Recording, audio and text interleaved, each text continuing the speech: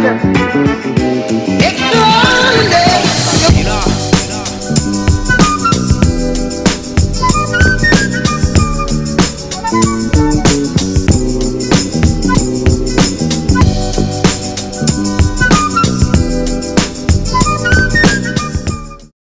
I know Mr. JC did that in one of his videos and I tried copying him, but I'm not as funny as Mr. JC. Hopefully you guys still got a little kick out of it. Anyway, happy Friday. It is Friday. I am so happy. We are at the end of week 5 of WOW Virtual Classroom.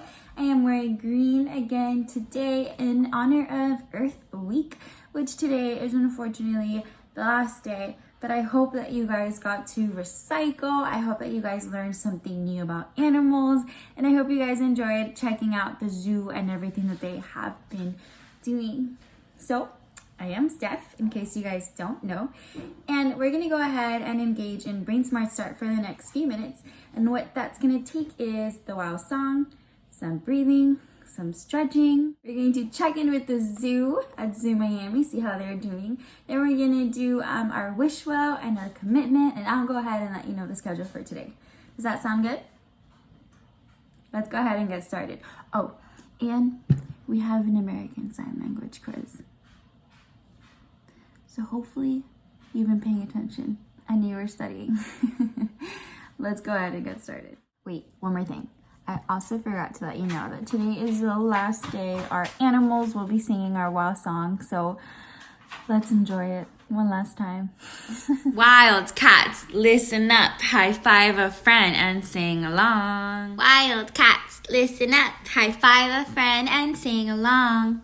Wild cats, listen up, high five a friend and sing along. We are all in this together. We are WOW! You and me, United and free. We are all in this together. We are WOW. you and me, united and free. We are all in this together. We are WOW! We are WOW! We are WOW! We are WOW! I already missed the animals singing. Maybe they'll come back. Maybe. Do you guys want them back? Let me know. 12:30 on Zoom. I'll be there. Will you?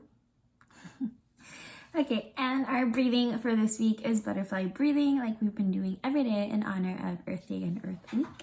So let's go ahead, put our thumbs together, take a deep breath, and 2 more times, deep breath, and last one, deep breath, and perfect. So let's go ahead and do our stretching. Normally it is a little bit more of a gentle stretch, but this week, again, in honor of Earth Week, we have been doing zoo-inspired yoga. So hopefully when you do it today, you can see how you've improved throughout the week. I know some of the moves are a little difficult. I am not very good at keeping my balance when she does the flamingo, and the leapfrog is a little bit hard for me too. So if you're experiencing the same troubles, I hope that you can see how much you've improved. So my balance has gotten better when I do the flamingo, and I hope yours has too. So remember, it's not about being hard on yourself or your body. You want us to make sure that you're being gentle and listening to what feels good and what doesn't feel good. So you can modify as needed. If all you can do is go ahead and try to do the animal noises when she's doing the different poses, go ahead and do that. Have fun with it. Just stretch your arms, stretch your legs. If she's doing the flamingo and you can't do that pose, maybe you can flap your wings or something. Just have fun with it and think of creative ways to go ahead and act like those animals. Alrighty, let's go ahead and do this. Same time. I'm going to be sharing my 5 favorite animal-inspired zoo yoga poses that you and your family can do right from home. So get off the couch, grab a mat or a towel, or just make some space and let's get started. So the first pose that we're going to be practicing is called lion's breath. Now it might not seem like much of a challenge, but all we're basically doing is taking some deep breaths so that we can let go of some of that stress and tension that we're probably all holding on to and channel our inner lions. So all you have to do is find a seated position, sit up nice and tall, relax your shoulders, place your hands on your knees, and take a deep breath in. And exhale, stick your tongues out and stretch your face as much as you can. So you want to really have some fun and let loose with this one. We're going to do it 2 more times. So again, we're going to take a deep breath in through the nose and exhale, tongues out. Now for the last one, I'm going to give you a little motivation. I bet you didn't know that in the wild, a lion's roar can be heard up to 5 miles away. That's how loud they can get. Add some pause, stretch out your face as much as possible, and really tap into your inner lion. So we'll do it together. Deep breath in, and exhale, roar. Now that we've loosened up, pose number 2 is a pose that I like to call elephant ears. So again, we're just seated nice and comfortable, sit up tall. On your inhale, you're gonna bring your arms all the way up, connect your fingers together, and then exhale and bring your hands behind your head. So we're basically pretending like our arms are big, floppy elephant ears. African elephants have these really big floppy ears that they like to flap and use as fans to cool themselves down. Now we're not gonna do it as fast as they might, so we're just gonna slow it down a little bit so that we can get more of a stretch. So all you're gonna do from here is take a deep breath in, pull your elbows back and your chest forward, really get into that stretch, and then exhale and bring your elbows together in front of you, curve your back. Let's do that one more time. So inhale, open up your elephant ears, and exhale, bring your elbows together in front of you, curve your back. Now you can do that as many times as you want, and you can hold either open or closed for as long as you need to. Just get a really nice deep stretch. Open up the chest so you can take deeper breaths, and then you can just bring your hands back down to your knees. Now you could probably already tell by the way that I'm sitting, but this next pose is called leapfrog. So you can basically start just like this, get down into a squat, keep your toes pointing out, and you can keep your hands down and just lean into your hips a little bit. If you want a little bit more of a challenge and if you feel like you're not too wobbly, you can even bring your hands together and just gently stretch your knees apart. Now, I like to add a little bit of action and a little bit of a leap to this pose. So if you want a little bit more to do, what we're gonna do is we're gonna come onto all fours and we're gonna come into a basic yoga pose called downward dog. So you're just gonna tuck your toes in, lift your hips up and back, and this is where we're gonna get into the leaping part. So you can look forward towards the top of your mat, take a deep breath in and bend your knees, and on your exhale, you're going to leap and bring your feet right to the outside of your hands. So let's do that one more time. Now some frogs can actually jump up to 44 times their body length. We just have to make it from one end of the mat to the other. So from here, look forward, bend your knees, and leap. And again, you can stay here, or you can bring your hands together, and that's our leapfrog. Now this next zoo yoga pose is one that we're gonna call flamingo pose. Now it might seem kind of simple and easy, but the challenge of course is keeping our balance. So we're gonna start standing with our feet together. You can keep your hands on your hips, or you can bring your palms together in front of you. We're gonna start with our left foot down, and all you have to do is slowly lift that right leg up. Your knee is gonna be pointing forward, and you're gonna point those toes back. And if you feel like you're a little wobbly, try to look at something in front of you that's not moving around, and usually that might help us a little bit. Now you can stay here, or if you want a nice stretch in the leg, we're gonna slowly reach back for that right ankle, and then slowly, gently pointing the knee down towards the mat. And just hold here for a few seconds. Real flamingos can actually hold their balance on their leg for hours at a time, and they even do it while they're sleeping. We're just gonna see if we can hold it for a few seconds, and then once you've had enough, you can step down and then try it out on the other leg. For our final zoo yoga pose, this is one that I like to call swinging ape. So we're gonna channel our inner ape, pretend like you're a gibbon or a chimpanzee out in the wild, swinging gracefully from one tree to another, trying to grab onto a branch or a vine in front of you. Now the cool thing is that we can start from our flamingo pose that we just learned. So just like we did before, we're gonna start with the left foot down, bring that right leg up, and again, you can keep your hands on your hips or together in front of you. Once you've got your balance, We're gonna reach back with the right hand, so same side, holding onto the arch of your foot, and then again, channeling your inner ape. We're swinging to the next tree. So we're gonna reach forward with that left arm, bringing that right leg up behind you. Reach, reach, reach as far as you can. Hold for a couple of breaths, nice and steady. And then we're just gonna step down. Now you can see how long you can hold that pose and then just try it out on the other side. I hope you had fun getting wild with these zoo yoga poses, and if you and your family did try them out at home, please make sure to share pictures or videos with us on social media and tag Zoo Miami. I hope you learned that there are still a ton of fun ways to stay engaged and connected with the zoo and our animals, and until we see you again, stay tuned for more cool activities that you can do from home. So I am feeling very generous and kind today. So let's go ahead and do a recap of our American Sign Language for this week before the quiz. So pay attention. I am giving you a freebie. There is a review, a recap. Let's go ahead and practice the American Sign Language words, and then I'll come back for a quiz. Does that sound good? So make sure you're paying attention and learn these words, and then I'll come back and quiz you. Sign language for this week are 5 words. We have celebrate, earth, day, zoo, and animals. Okay, so for celebrate, this is a word that we were practicing a few weeks ago already. So remember, you want to do a hook, both of your hands, okay, start in the middle, and you celebrate. Celebrate. Okay. Then we have earth, and for earth, you want to do this with your fingers, so index and pinky up. Separate these, go ahead and put them on your wrist, and it's earth. Okay, so this is also done kind of like the planet is rotating, earth. Okay, so we got celebrate, and we've got earth. Then day is a word that we use when we're saying happy birthday, so it's one that you should be relatively familiar with, but you want to put your hand like this, your other hand goes up, and you do day. Day. Okay, so we got celebrate, earth, day, day. And the word zoo, we said we spelled it out. Okay, so this one should also be something super easy. You just do the letter Z, O, O. Z, O, O. Okay?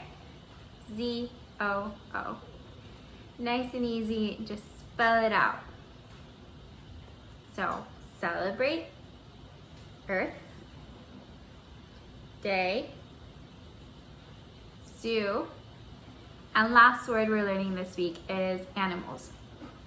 So you put your hand like this, animal, you bring it in and you flap, animal, animal. Those are our 5 words for this week. Make sure you are practicing. There is a quiz on Friday. And today is Friday. So we've got 5 words. We've got celebrate, earth, day, zoo, and animals. One of these you already should know because we were doing it last week, so you know it. Which word is this?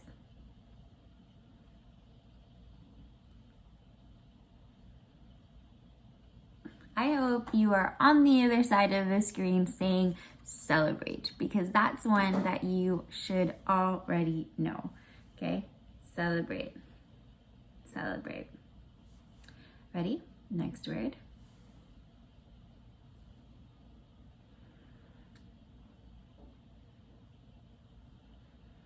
What are we celebrating?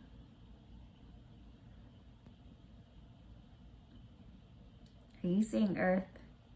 Yes. This is earth. Okay? Earth. Then of course, earth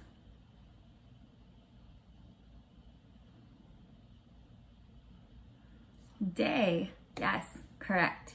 So we've got celebrate Earth Day. We're missing 2 more, and this one I'm going to spell it out for you.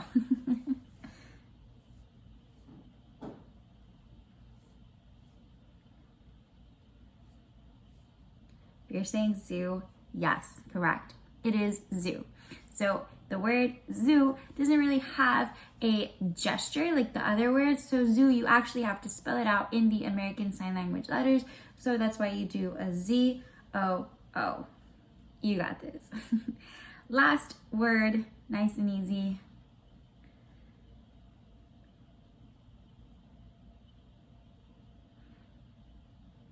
Hopefully you're saying animals because they've been with us this whole entire week. And yes, animals. Okay, if this is a little too hard for you, you can keep your hands in a fist and simply flap your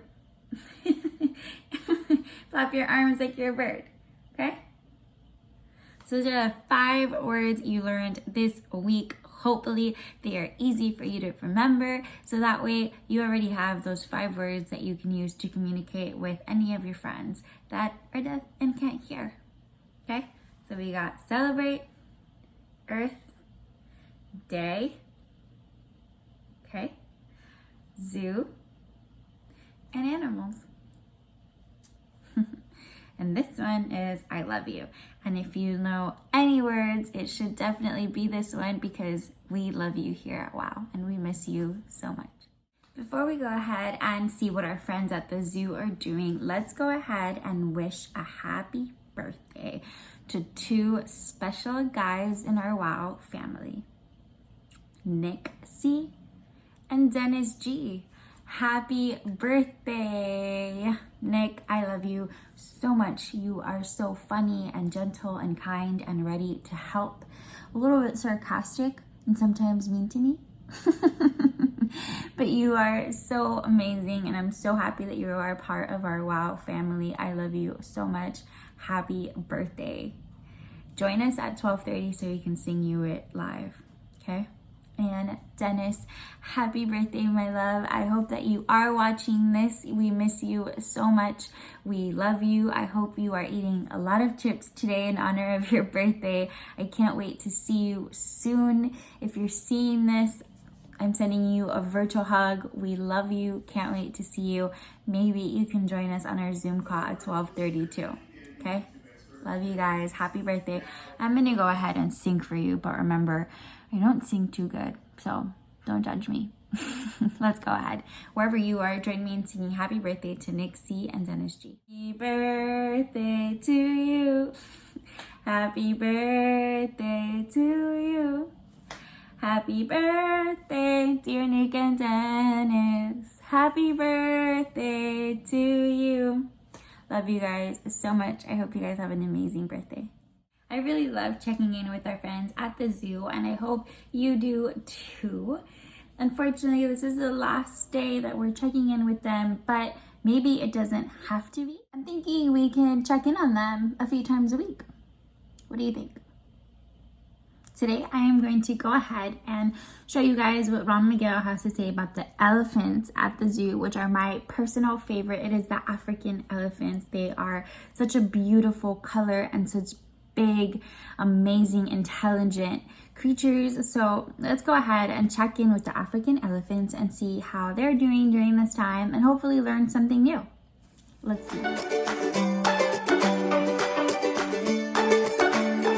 Well, here we are at the zoo. Unfortunately, no one's here. Everybody's hopefully staying home, staying safe, keeping your social distancing. But we still have our animals. For instance, our African elephants. You know, African elephants are incredible animals. Largest land mammal on Earth. Big African male bull can get to be close to 15,000 pounds. These are 2 females. This is Peggy, right here in front of me. And you notice how she uses her trunk to pick up little things like carrots and things like that. There are over 40,000 individual muscles inside the trunk of an elephant. And when you look at the African elephant as opposed to the Asian elephant, one of the ways to tell the difference is looking at the ears. The ears of the African elephant are very large, kind of the shape of the continent of Africa, whereas the Asian elephants have smaller ears.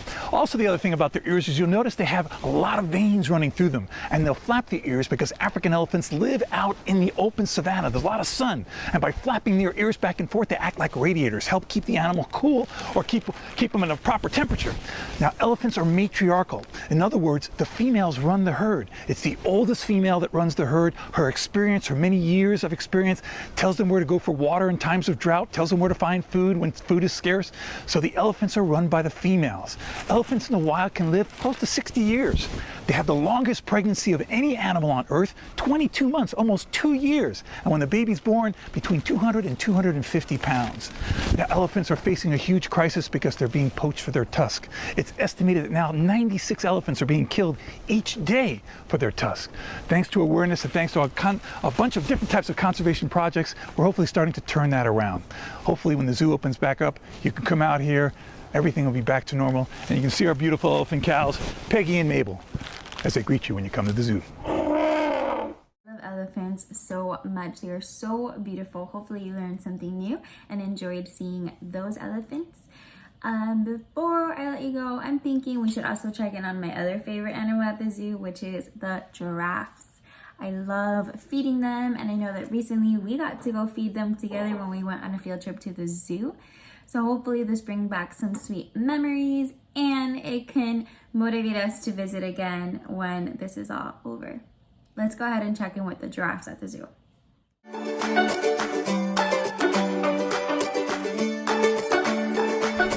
The giraffe is the tallest land mammal on Earth.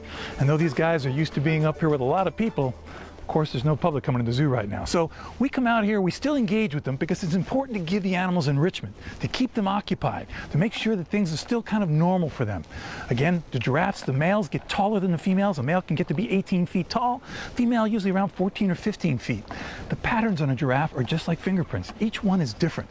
They have an incredibly long tongue. Sometimes it can come out over 18 inches. And that's the grass, the leaves that they eat on the top of the trees. One of the things that people don't realize giraffes do that are real important is that they're pollinators. As they go from flower to flower, from tree to tree out in the savanna that they live, they actually pick up pollen from those flowers and they pollinate other trees. So it's a unique thing that people aren't aware of. One of the other neat things about giraffe is they have a long pregnancy, about 15 months. And when the mother gives birth, she rarely lays down. The baby falls 4 to 6 feet to the floor. It's kind of a big welcome to the world. Giraffe are pretty fast too. Though when they run, it looks like slow motion. They're actually running up to 35 miles an hour. Very powerful kick. I've actually seen a giraffe kill a lion with a powerful kick trying to come get her calf. So giraffe are really gentle giants. They are the tallest land mammals. A little interesting trivia fact about them. We human beings have 7 bones in our neck. If you look at a giraffe, you might think they must have 20 or 30. They have 7 bones also, like most mammals. Hopefully when the zoo opens, you'll come back and enjoy these really, truly magnificent animals. Hey, I'm Ron McGill here in my office at Zoo Miami. I hope you're enjoying Zoo Academy. And listen, if you've got any questions regarding any of the things you see on any of the segments, please email them to education@zoomiami.org. And hopefully I can get to some of them in future segments and give you some good answers. We'll see you around. Our wish well for this week is to wish well all of the zoo staff and everyone who takes care of animals during this time, like the veterinarians. So let's go ahead and place your hands on your heart. Close your eyes. Think about Zoo Miami and the wonderful people that work there. Think about the veterinarians. Some of you guys might know some veterinarians that take care of your pets. So go ahead and think of them during this time. And we wish them well. My heart to your heart, I wish you well. My elbow to your elbow, I wish you well. My back to your back, I wish you well. My eyes to your eyes, I wish you well. How can we help everyone we know? How can we help each other grow? Sometimes it's hard to know what to do. Wishing them well connects me and you. Wishing them well connects me and you. My heart to your heart, I wish you well. My elbow to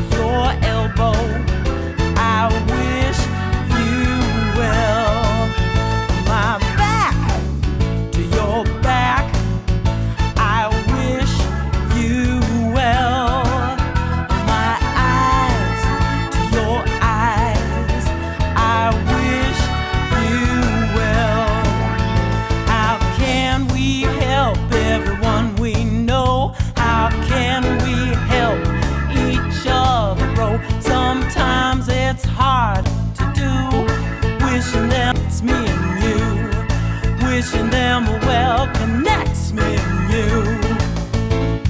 You make a difference. Let's move and wish your neighbor well. My knee to your I wish you will. My shoulder to your shoulder, I wish you will. My hip to your hip, I wish you will. My hand to your hand, I wish you will. I wish you will. I wish you will. And our commitment for this week was to recycle. Did you guys stay committed? Did you recycle something? What did you recycle? I know I recycled my water bottles. I recycled my containers that came in with some of my food, the plastic ones, cardboard. So hopefully you guys did the same and got to recycle something this week. I want to hear all about it. So let us know today at 12:30 on our Zoom call. So that brings me to our current events. So again, Zoom call at 12:30. Today, actually, Miss Lourdes and Mr. Reggie will be there.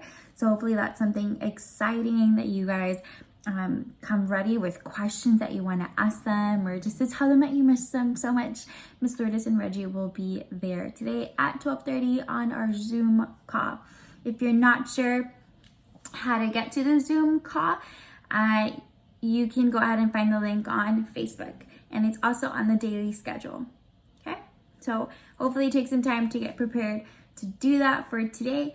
And that concludes Earth Week. Hopefully you guys liked this week and it was fun and you enjoyed the animals and learning about the zoo and all the crazy amazing activities you guys did in all of your classes. I love you so much. I hope you have an incredible wow day.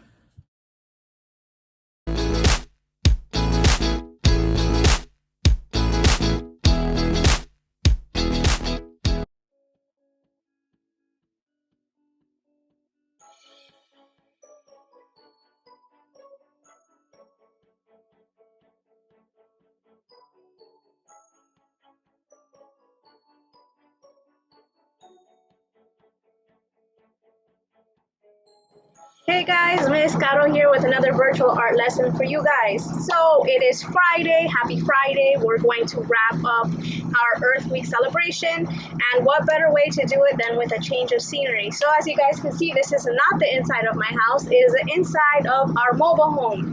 So when I think of the earth and traveling and outdoors activities, I always think of camping. All right, and my family and I love to go camping. We have our RV, that's where I'm at now, and we're just going to incorporate it into our lesson because it just reminds me of being outdoors, and I can't wait to go on another trip with my family once, you know, all this COVID stuff is over. All right, so for today's lesson, we're going to go ahead and finish off and wrap up our Earth Week celebration. I'm going to do a continuation of the Lorax. So I know with Miss Barber, you guys were able to read the story of the Lorax. Now we're going to go ahead and dive into another story with the Lorax, but it's about how to help the earth. Okay, before we dive into that, we're going to go ahead and do some stretches, and then we'll get started with our activity.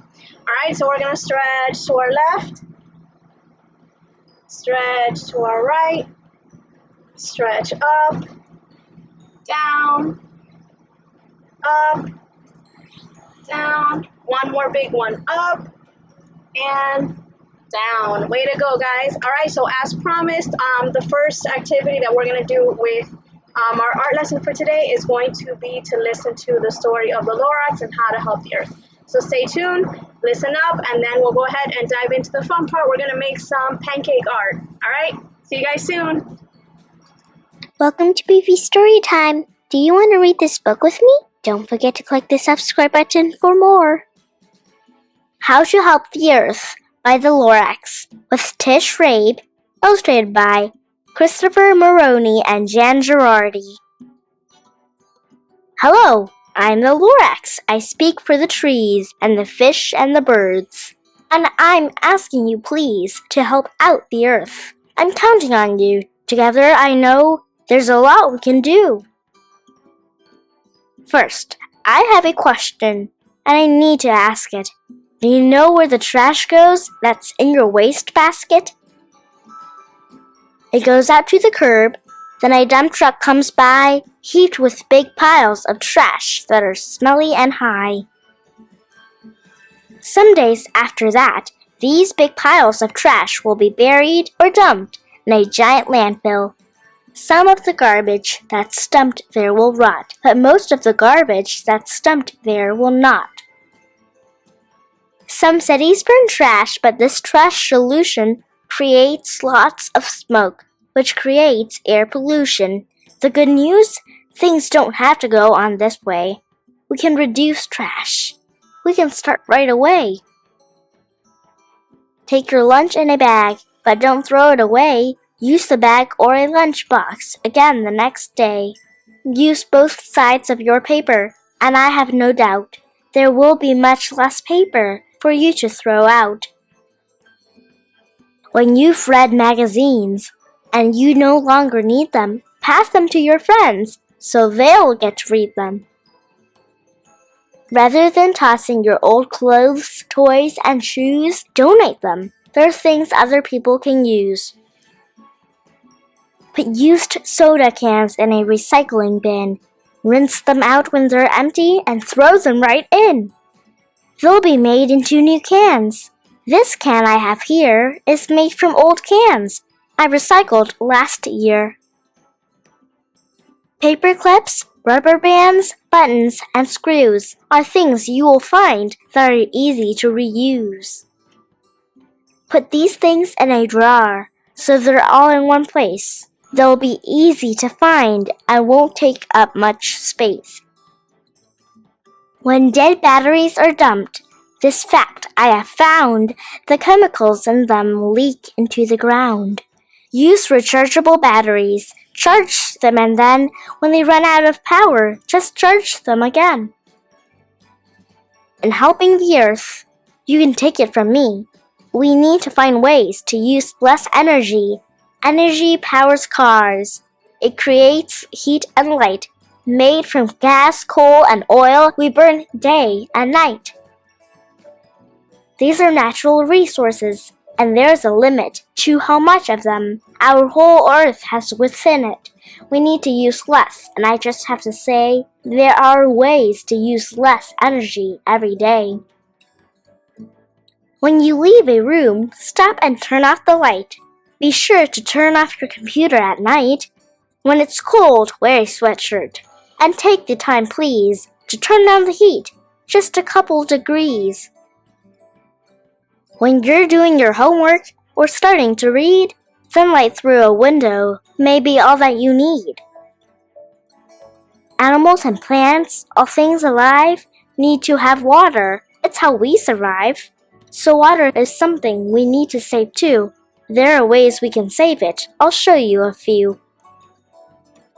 When you get up each morning and stand at the sink and start brushing your teeth, take a moment to think. A lot of clean water is going to waste while you reach for your toothbrush and squeeze on toothpaste.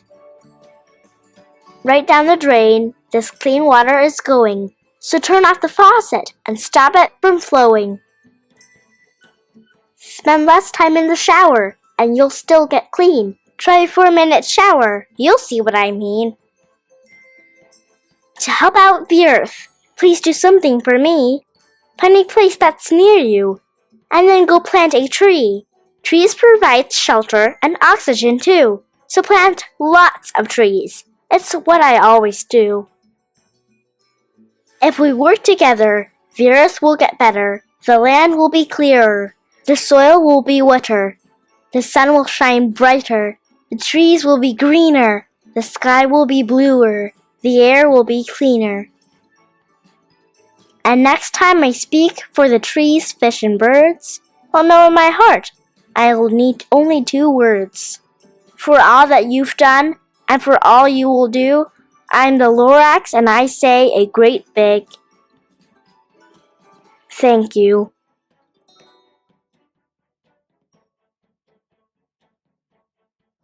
Guys, welcome back. I hope you had a lot of fun listening to the story of the Lorax. All right, so very important, before we get started, we're gonna wash our hands. So anytime that we're working with food, we have to make sure that our hands are nice and clean. All right, so remember in the story that we just heard, it's very important for our earth to conserve water, okay? So when you're washing your hands, try to not leave the water running. So while you're lathering up, go ahead and shut it off because you don't need it, and then turn it back on. All right, so I'm gonna go ahead and wash my hands to get ready for our Earth Day pancakes. Okay, I'm gonna lather up. Okay. Would it be helpful if I turn the water on, huh? Okay, you're gonna turn it on. And I put some soap on. Okay. Now that I'm lathering up, I'm gonna go ahead and shut the water off. Lather up. Make sure we get the top of our hands, the palm of our hands, in between our fingers, underneath our fingernails. All right. And make sure you get your thumbs. All right. Now that I'm nice lathered up, I'm gonna go ahead and turn my water back on. Rinse off all the soap. Okay, and I'm gonna shut the water back on. Okay, and since I'm in the RV, I'm gonna go ahead and shut the water pump off too because I'm not using it. Okay, I'm gonna dry off my hands, our towel. Okay, and we're gonna get started. All right, so for our pancakes, we're going to need a few items. All right, so during the holidays, I had bought this for someone and I just forgot to give it to them. So I'm gonna make the best use of it now. It is a pancake art kit. All right, that I had bought for one of my nieces or nephews. Okay, so we're gonna use it now. So in this pancake art kit, there was a pack of pancake batter. All right, so I went ahead and it was just an add water kind of mix. So you can use whatever batter you have at home, the one that you normally use where you add eggs and oil and stuff like that. Or you can buy a simple one where you just add water. Okay, the kit also brought 2 squeeze bottles. Okay, so you can put your batter in and food coloring. All right, so for this demonstration for the earth, we're gonna use blue and green. Since it did not come with green food dye, we're gonna use something that we learned way back in one of our first lessons, which was color mixing. Okay, so to make the color green, we're gonna use our 2 primary colors, blue and yellow. We're gonna mix them together and get our green. All right, so that's exactly what I did. I made my batter, I poured it into these bottles, I mixed my blue and my yellow to achieve this green, and my blue over here. Remember, depending on how dark you want your colors, you're gonna add either more or less of the food coloring drops. I wanted mine a little bit darker, so I did go ahead and add about 15 drops into each, okay? So we're also going to be needing a griddle. Since I'm on the RV, I'm using a portable griddle. I'm not gonna go and turn on my stove because it's gas and all that stuff. So I'm just gonna use our portable griddle that we have here. I'm gonna go ahead and turn it on, okay? Remember, when you're working in the kitchen, you have to be very careful because things get hot, okay? So make sure that someone is helping you out if you need help. All right, we're gonna wait for this to warm up. It should take about a minute or so, and I'm gonna explain what else you're gonna need. All right, so that our pancakes don't stick onto our griddle, we're gonna need some cooking spray. All right, you can use butter, olive oil, vegetable oil, spray. I'm gonna be using coconut oil, that's my preference, so I'm gonna be using that for my pancakes. All right, and you're gonna need a spatula. All right, so I'm gonna go ahead and go into my drawers and I'm gonna look for a spatula. Alrighty, so I have found a spatula right here. All right, so I hear it sizzling. It sounds like it's ready. All right, so I'm gonna grab my cooking oil. I'm gonna spray it. All right, and I'm gonna go ahead and start with my blue batter. All right, so the reason I'm starting with the blue one is because I'm gonna create the outline of the earth. So it's gonna be a circle. All right, I'm gonna do a thin circle around to create the border for my earth, and then I'm gonna start drawing in the continents with my green. Once I have the continents filled in, I'm going to go ahead and seal it off with more blue for the water. All right, so I'm going to go ahead and make a few circles here. Okay, remember when you're making your batter, try to make it a little bit runnier than usual, just because you don't want it to clump up your spray bottle. Right, so I have 3 going here.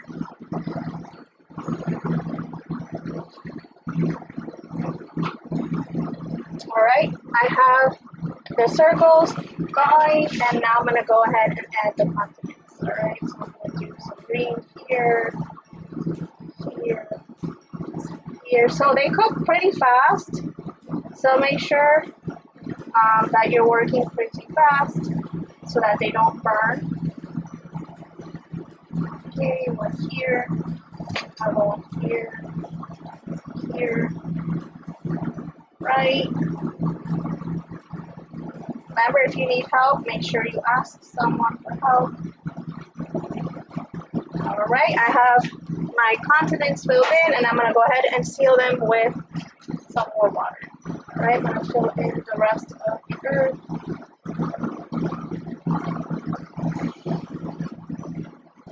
Okay, and when you see it start bubbling up, you know that it's ready to flip. Okay, you don't want to flip it too early because it will break. Okay, and if it clogs up a little, just shake it up. Squeeze some more.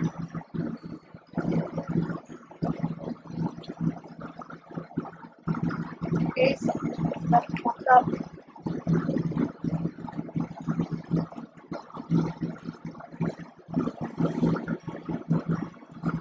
Okay, we're going to pour in the rest of the pancake, and then we're going to go ahead and start flipping it.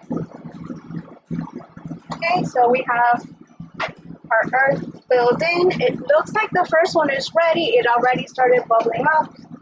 So I'm going to go ahead and give it a quick flip. This one looks like it's about ready. Okay, we're going to fill this one in. It's missing a little bit of batter right here in the center. So we're going to go ahead and fill that one in so that it's ready to flip. Okay, this one seems like it's ready. We're going to give this one another minute or two since we added some more batter. Alright, I'm going to get some plates so I can plate it for you guys. And you can see what it looks like on the plate. Alrighty, so spatula. Okay, we have 1. We have 2. Again, remember, if you're working with food, make sure your hands are nice and clean. This one looks like it's about ready to flip. Alright. Gonna give it about another few seconds, and then I'm gonna put it on the plate and then show you guys. Okay. Seems like it's ready to go. Remember, when you are done with your pancakes, make sure that you turn your griddle off. Okay, it's very important that you turn off your griddle. Okay, so that's the first thing I'm going to do before I even show you guys, so that I don't forget. I'm going to turn my griddle off, make sure there's nothing around it. Alright, and I'm going to show you guys your earth pancakes. Alright, not sure if you guys can see it well here, but there you go. Alrighty, so I hope you guys enjoyed that demo. If you want, you can add some syrup, some berries, however you want to eat those earth pancakes. And just remember the lessons that we learned this week to reduce, reuse, and recycle. As always, go ahead and share your pictures, your videos with us on social media, on Zoom, our Zoom meetings. We love to see what you're up to, so please, please, please take videos, take pictures. We love to see it. And as always, we wish you well.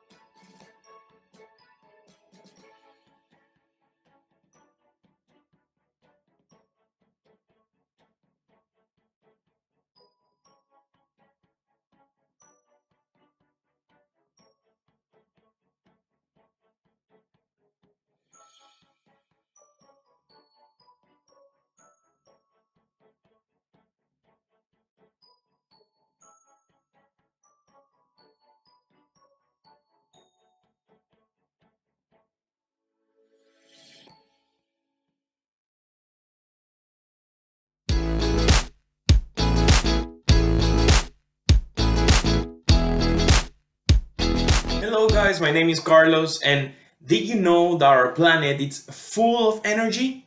Like electricity? Nobody knows this better than the god of thunder, Thor. Tell me, brother, what were you the god of again?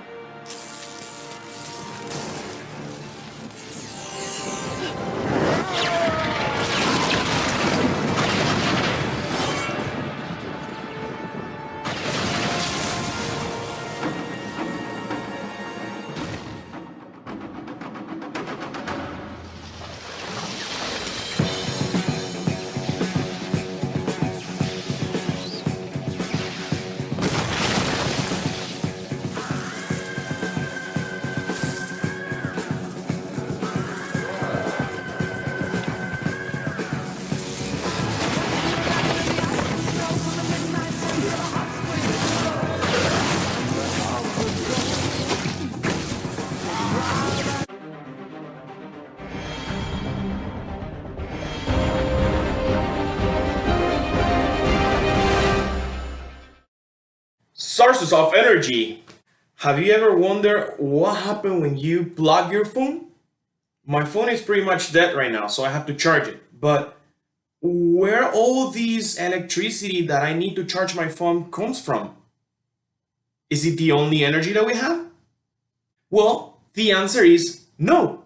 There is a lot of different sources of energies in our planet.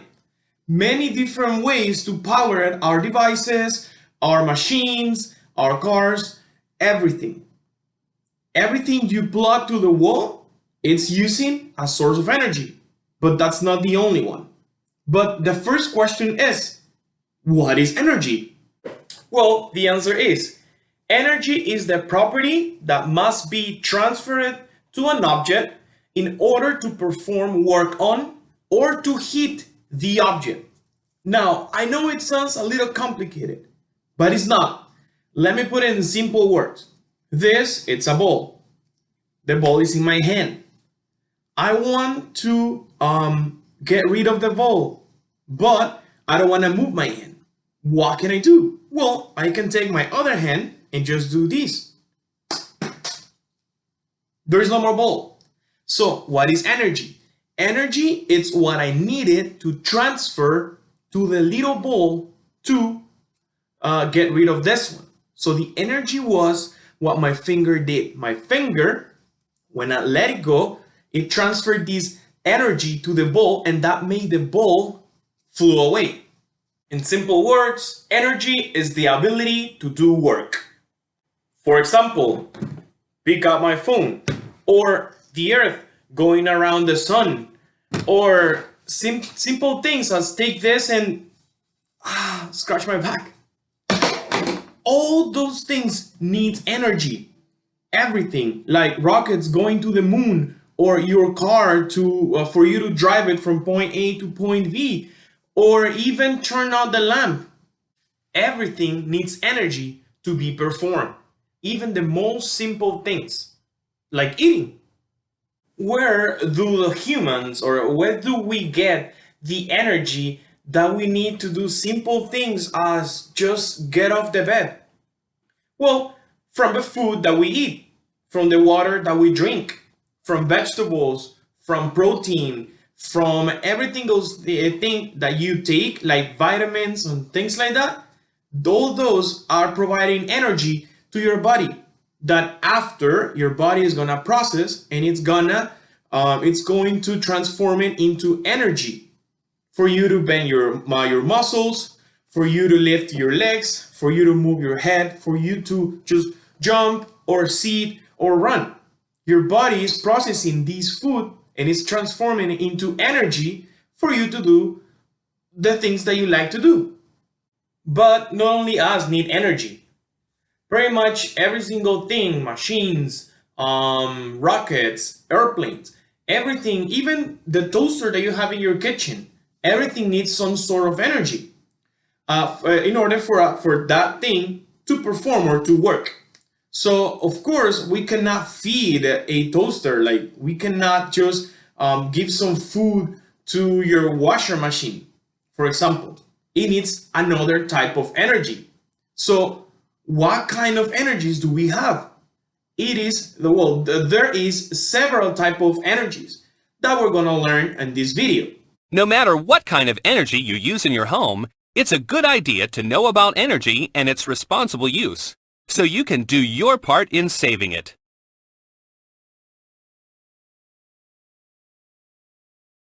Solar power means energy from the sun. How powerful is it? The Earth receives more energy from the sun in just 1 hour than the world uses in a whole year. Solar energy is used to generate electricity using solar panels. Unfortunately, things like solar panels require solar cells, which need to be created from already existing materials like silicon, and those are not unlimited. Because of this, solar energy usage isn't as high as it could be. The main source of energy around the world is oil. Most electricity, fuel, and everyday things like plastic come from this source. Oil comes from far underground. It is brought to the surface by pumps and pipes. The best known use for oil is gasoline for cars. This is a fossil fuel, meaning it is a non-renewable source of energy.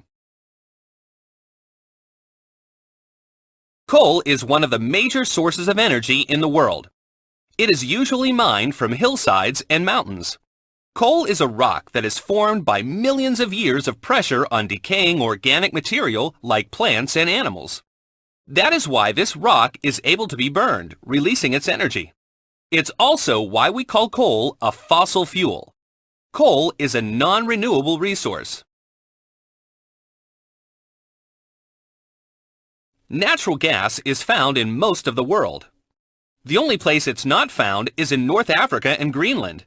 It often is located around coal or oil deposits in the earth. The word natural means that it is a gas formed by natural chemical processes in the earth. It is used for heating, cooking, and generating electricity. Since it is formed by many of the same processes that create coal and oil, it is non-renewable. Surprised to see wood on our list of energy sources? Don't be. Wood is needed to make fire, the earliest known energy source in human history. Wood is heavily used to supply the energy for cooking and heating. It has also been used to power steam technology in combination with water. Wood is a renewable resource because trees can be replaced. But we have to be careful how much we use wood products because trees take years to grow. Wind power is a new source of energy that's as old as the earth. It's very strong. Try flying a kite on a windy day. Most wind power is converted to electricity by using giant machines called wind turbines. The ability to use this kind of energy for electricity production has only been developed recently. Because wind is a natural resource that never runs out, it is called a renewable resource. The correct term for water power is hydropower. Hydro means water. Water power is one of the oldest known sources of energy in human history. For example, did you know that water mills were used in ancient China? Today, it is most often used to create electricity by using dams. And of course, it's a major source of energy and life for humans as drinking water. Because water is so plentiful and is replenished every time it rains, it is considered a renewable resource. Nuclear energy uses the power of the atom to create something very simple: steam power. When atoms are split, this generates an incredible amount of power that is used to superheat water, converting it into steam, which is then used to create electricity. However, it also generates waste that can be dangerous to human health and the environment. It takes a long time, sometimes thousands of years, for nuclear waste to become safe. It is a non-renewable source of energy. The term geo means earth, and thermal means heat. So the word geothermal literally means heat from the earth. Even though this type of energy is right under our feet, it is just now being tapped as a usable energy source. However, while this type of renewable energy is very efficient and doesn't hurt the environment, It's limited by its location. Geothermal sources occur in areas of the world that have volcanoes. So, areas that aren't anywhere near these places can't use geothermal energy. Wow, that really is a lot of energy.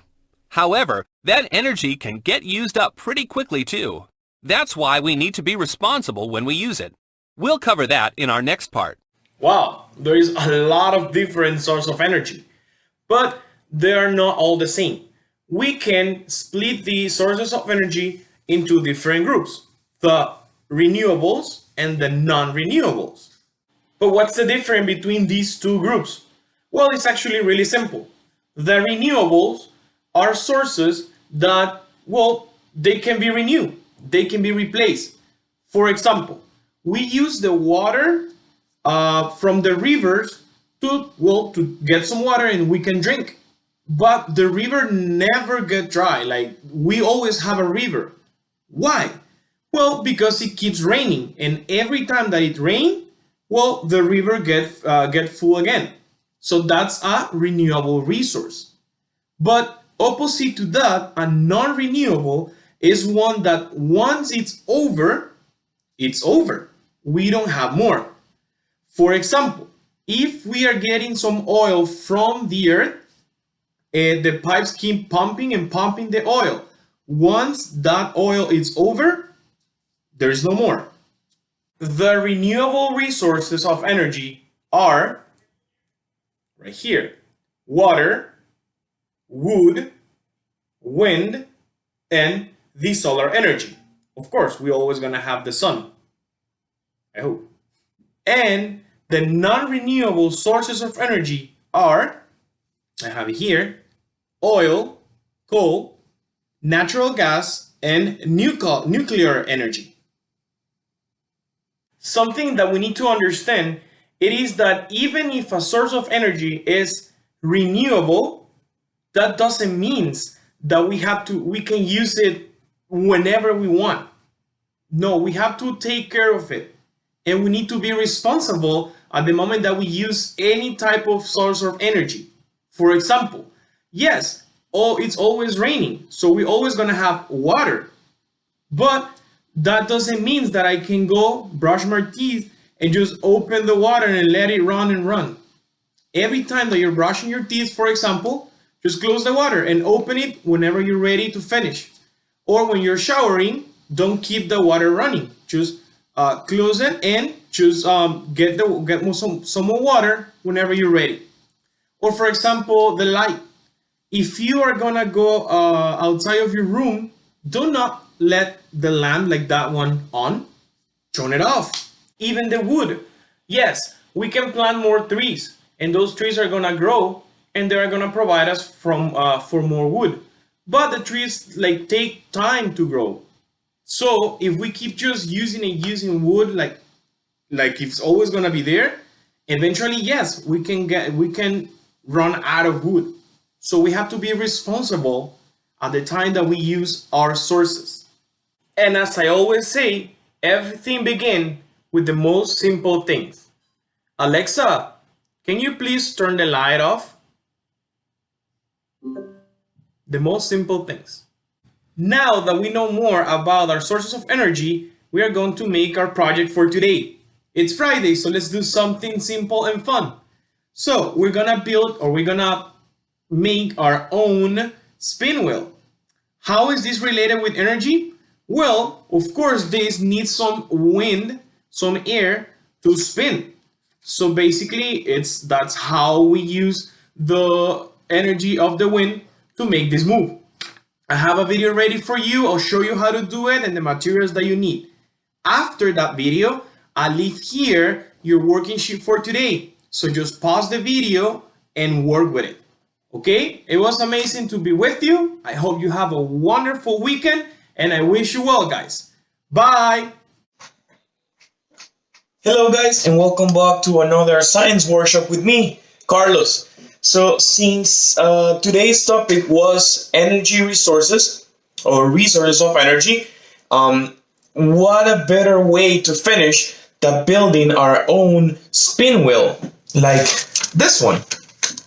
well, we're gonna need some materials. So yeah, you can see it right here. So why are we gonna build our own spin wheel? Well, one of the resources that we learned about is the wind. And of course, as you know, the spin wheel needs wind to move and spin around. So we are gonna build our own. We are gonna need some materials that I have ready here. I'll be back in 1 minute and I'll explain it better. Okay guys, so the materials that we need are very simple. These are all things that you can find in your house.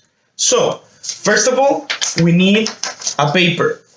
It can be any type of paper. It can be either a color paper, but I choose to use a blank one because that way you can decorate it the way you want.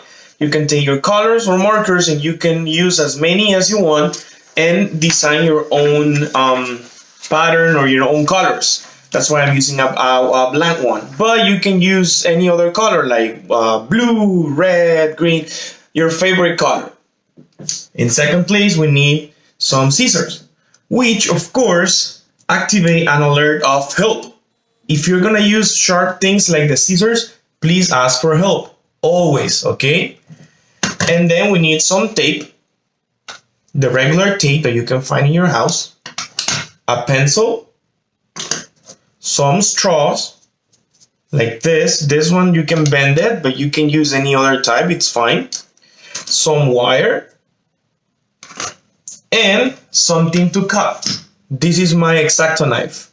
Again, if you're gonna use one of these, please ask for help. Always ask somebody to help you. Be very careful with these things. Okay, so let's put everything aside for a moment. I'll leave everything here because we are gonna concentrate on the paper. So the paper has the shape of a rectangle, but we need a square. How do we do that? We are gonna just bend it here.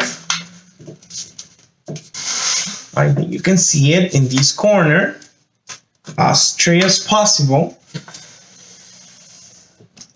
in a diagonal way, like this.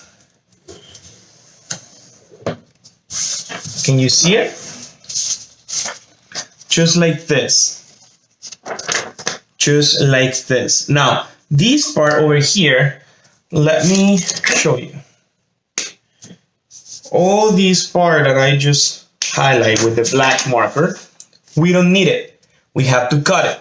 So we're gonna take our scissors and we're gonna cut this part like this.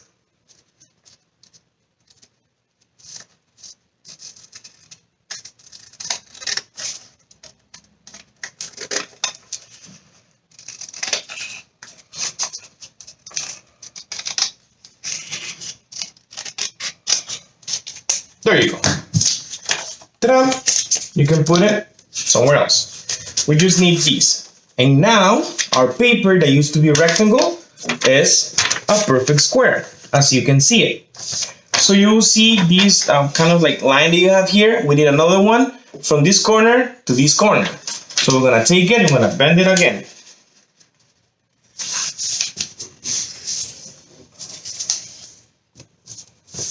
There you go. It looks like a triangle, but if you open it, there is your square, and you have the two lines right here from corner to corner. Okay, so bend it again into your triangle, and with the scissors, we're gonna cut from this corner over here to the half, from here to the half. So we can say that from here to more or less the half, from here to here. Let's do it.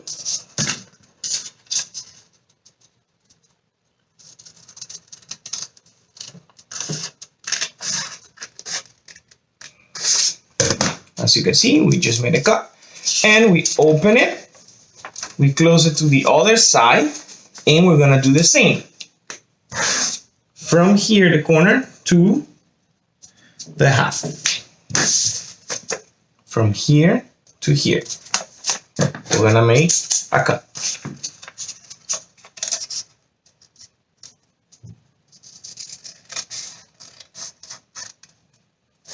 Perfect. As you can see, when you open, you have all the corners cut. Why? Well, we're gonna put it all together here to the center. How are we gonna do this? Well, the center is right here, right there. And we have 1, 2, 3, 4, 5, 6, 7, 8 corners. So we are going to take our tape like this. We're gonna take a piece of tape, not too big, something like this is fine. And we're gonna take this corner, it can be any corner, you're gonna bend it, you're gonna take it to the center like this, gonna take it to the center like this, and you're gonna use the tape to tape it down, just like this. Now, we're gonna do the same with every other corner. So if I use this one, I am not gonna use this one. Every other corner. So I'm gonna use this one here. So I'll take another piece of tape. I'm gonna take this corner, I'm gonna take it here, and use the tape to tape it. You see? Now, spin it around. So if I use this corner, I am not gonna use this one, but this one. Another piece of tape, like this. I'll take my corner to the center and use the tape. Now the last one, this one. Some more tape. I take the corner to the center, just like this, and I use the tape.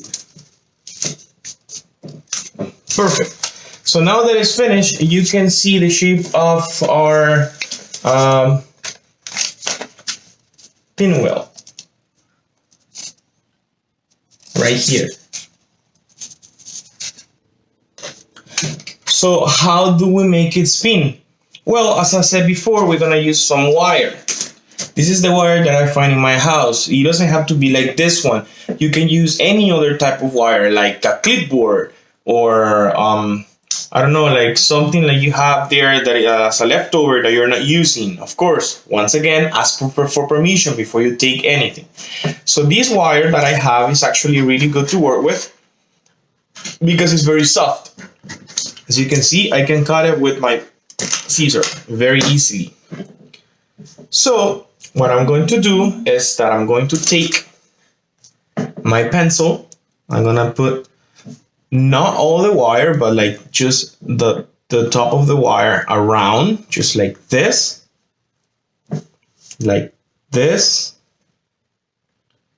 and I'm gonna twist it. Perfect. It's gonna look like this. So now we have like a circle here, and then the rest of the wire. So let's put this aside. I'm gonna take my pinwheel, and with the knife, I'm gonna make a little cut right in the center. Not too much, just enough. I don't think you're gonna be able to see it, but it's right there. Just enough for the wire to pass through. So I'm gonna pass my wire. Be very careful. There you go. And it's gonna look like this. And the other side is gonna look like this. Perfect. Now that we have this ready, we have to take the straw, just like this one. You see it? The straw's right here. And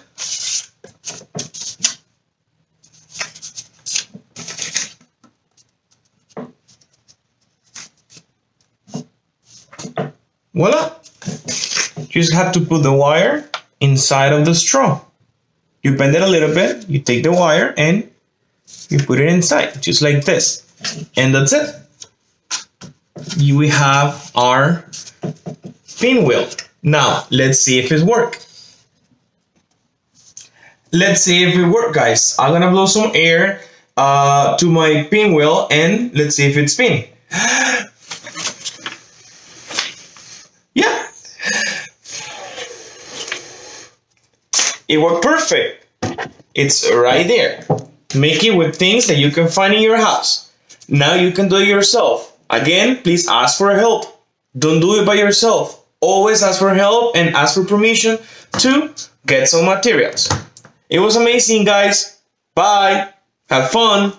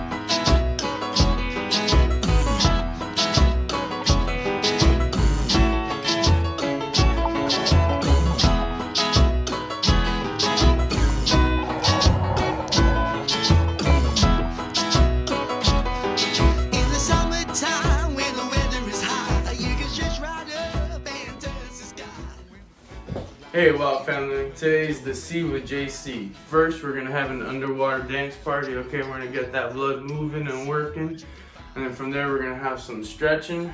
You know, get us back and focused. And then from there we're gonna learn some cool facts about the sea. Okay, and all the lives that live in there. And then from there we have a special guest from Poseidon himself, the king of the seven seas. He's going to teach us some facts and show us a short video on how to save the sea. And then from there, we're going to learn about the crazy creatures of the deep. All right, guys, let's get started.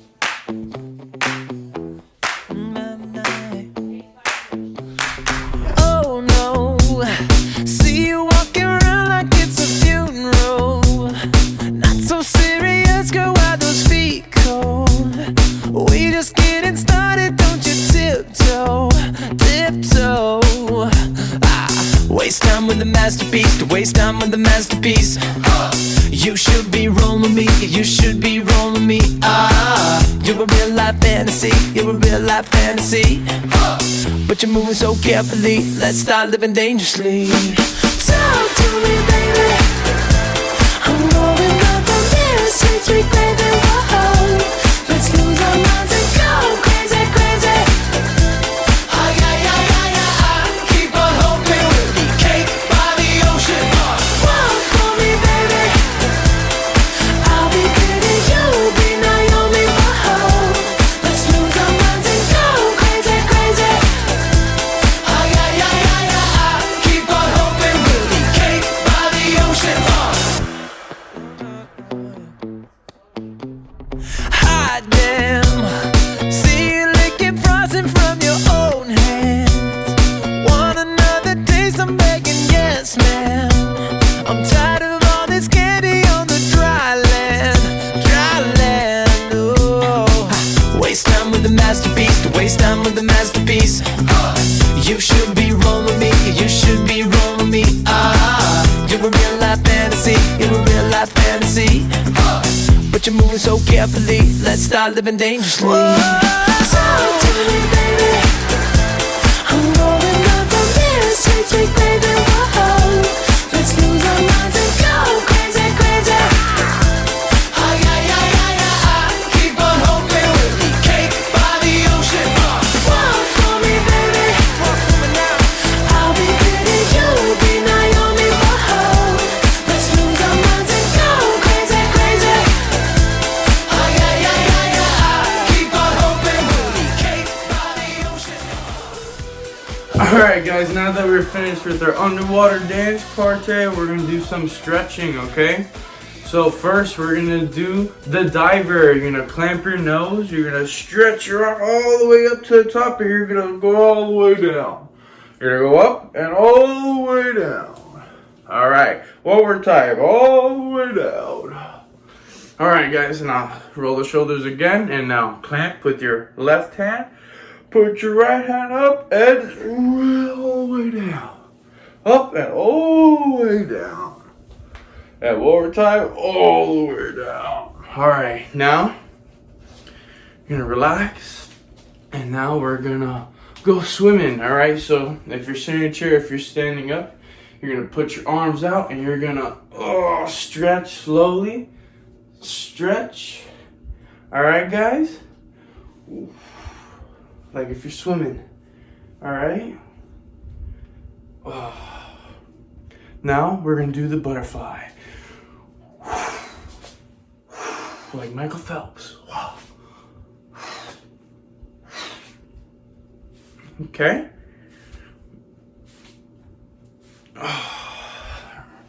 Nice. Roll your shoulders again. Okay, ready? Now we're going to do the backstroke. Like if you're going backwards, alright? Nice, nice. Let's keep it going. Pretend like you're swimming.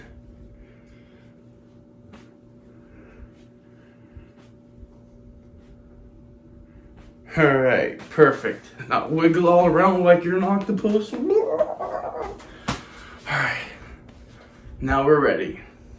Alright guys, now that we're done, we're going to learn some facts about the sea. Alright, fact number 1. The Earth, let's say, is 100%. We're going to divide it up.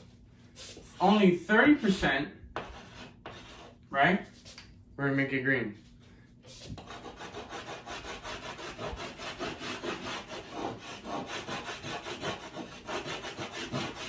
30% of it is land, okay?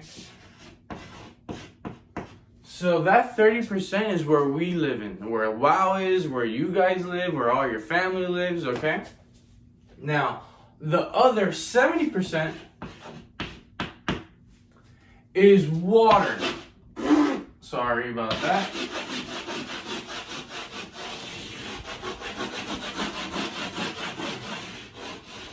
Isn't that crazy? Okay guys, now we're ready for fact number 3. We only know about 5% of the ocean, okay? We're gonna put this on a scale. So this is called the bar graph. And we're gonna do this by 20s. So it's like counting by 2s, like 2, 4, 6, 8, 10. So we're gonna do, this is 20, okay?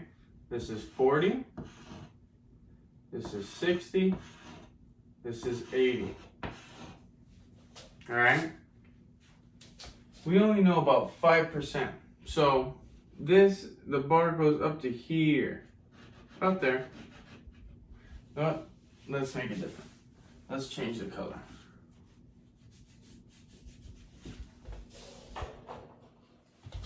About here. Okay, and we're gonna put that as K for what we know.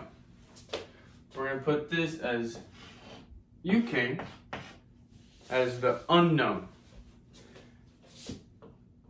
That goes about right here.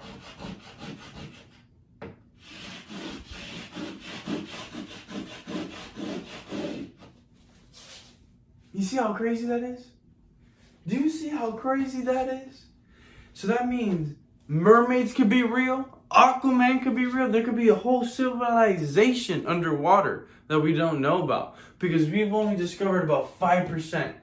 It is crazy that we have more pictures of Mars and more of an understanding about Mars than we do of our own sea. And we live on this planet. That's like insane. Alright guys, now for our final fact, number 4. Okay, this is a boat. Forgot to draw this thing. That's the top, and that this right here is land, right? Okay? All the way down here is the ocean floor.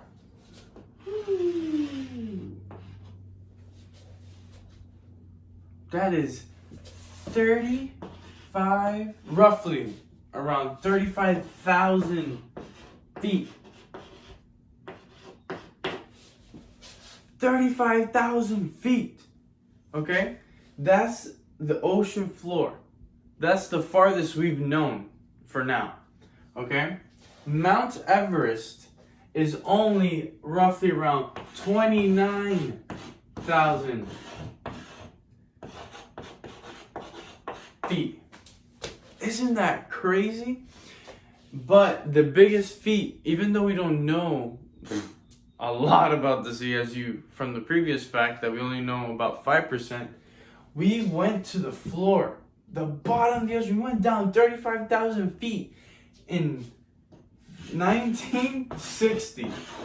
1960. That's crazy.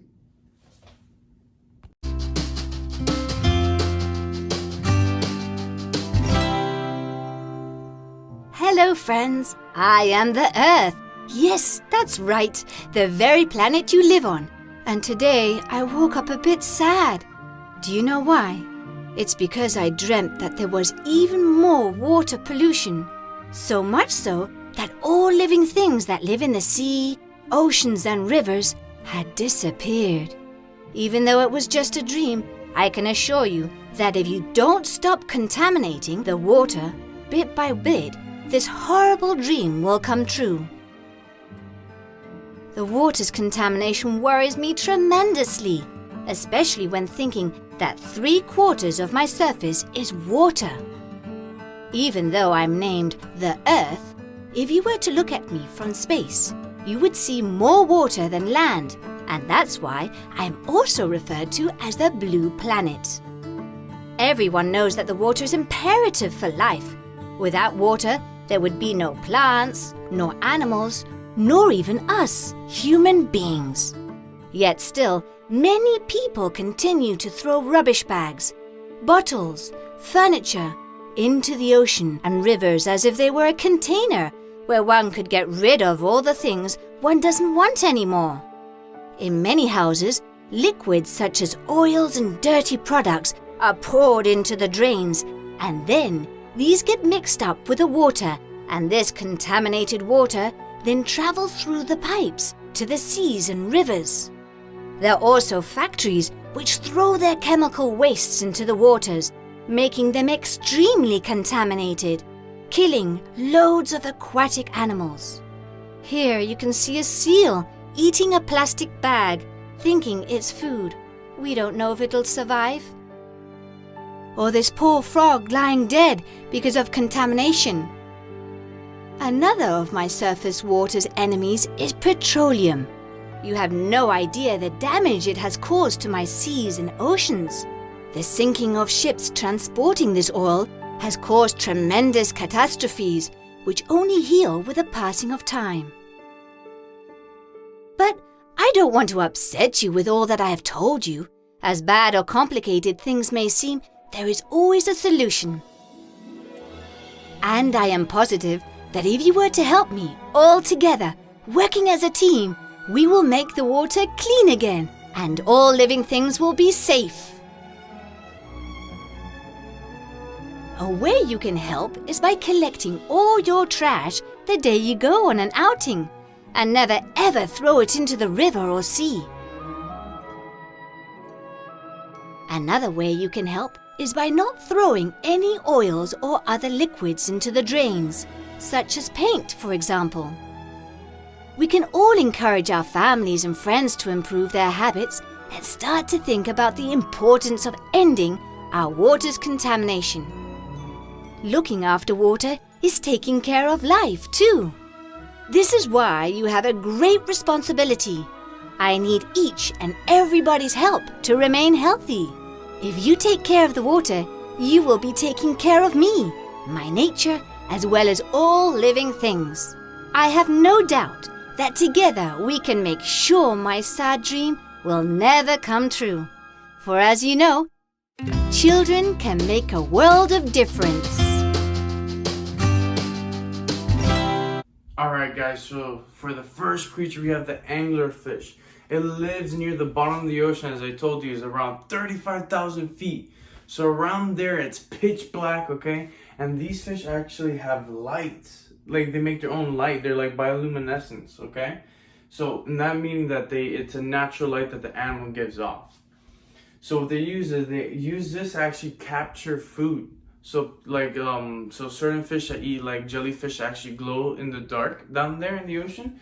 They trap them and they eat them.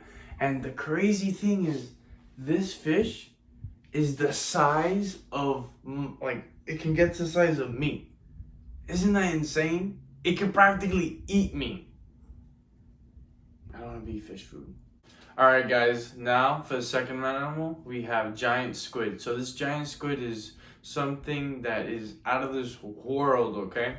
Compared to its other brethren, you know, they have maybe about this big or maybe that big a giant squid. They can get up to as big as a bus. Okay, this is us, a bus, the giant squid. So there's this thing called deep sea gigantism. They don't know the explanation why, because of the water pressure or the temperature, or how cold it is, or the type of food that they eat. You know, they're really more scavengers or eating big creatures that are on the bottom for the reason of their size compared to the ones that we are around mostly. Because remember, they live around the depth of 35,000 feet. All right, we can't even swim there. We have to go there with submarines. All right, guys, now for the final deep sea creepy creature, it's called the sea toad. So it's a distant relative of the anglerfish, or you can say a cousin, where he actually has been living in the deep for so long that he's actually evolved some of his fins to have, like, to walk on the floor like legs. So he's like chilling on the floor, walking around, and also he's like he's a hunter, so he swims and he waits and he like eats his prey. But he can swim as well. Pretty cool, huh? All right, guys, we're finished. Have a great day. Thank you for stopping by.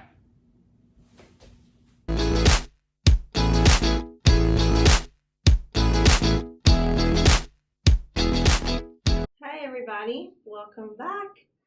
I'm outdoors again. It feels so good to be out here. I had to just come out again. Hope you guys will enjoy it. Hello, it's music time. Hello, it's music time. Hello, it's music time, and we're gonna have some fun. Clap your hands, it's music time. Clap your hands, it's music time. Clap your hands, it's music time, and we're gonna have some fun. Stomp your feet, it's music time. Stomp your feet, it's music time. Stomp your feet, it's music time, and we're gonna have some fun. Give a smile, it's music time. Give a smile, it's music time. Give a smile, it's music time, and we're gonna have some fun. So it is a great day to go outside. Remember? Let's do it. It's a great day to go outside. It's a great day. Go outside. It's a great day to go outside. Walking in the light of love. Can you stand up for me right there wherever you are? And let's walk. Walk, walk, walk, walk in the light. Walk, walk, walk, walk in the light. Walk, walk, walk, walk in the light. Walking in the light of love. Do it one more time. Walk, walk, walk, walk in the light. Walk, walk, walk, walk in the light. Walk, walk, walk, walk in the light. Walking in the light of love. All right, I see you up and walking around wherever you are. That living room, your bedroom. Dance, dance, dance, dance in the light. Dance, dance, dance, dance in the light. Dance, dance, dance, dance in the light. Dancing in the light of love. Good job. And let's do this one. Stretch, stretch, stretch, stretch in the light. Stretch, stretch, stretch, stretch in the light. Stretch, stretch, stretch, stretch in the light. Stretching in the light of love. It's a great day to go outside. It's a great day to go outside. It's a great day to go outside. Walking in the light of love. All right. Today we're going to talk a little bit about rain and rainbows. So in order to get a rainbow, first there has to be what? Rain. Exactly. So I'm going to show you an instrument. Do you guys know what this is?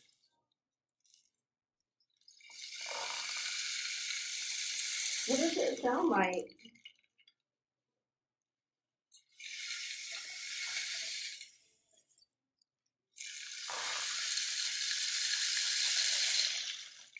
I think you guessed it. It sounds just like the rain. So originally, this was this rain stick. This is a rain stick. It was made using a cactus. So like out in the desert, you see those beautiful cactuses.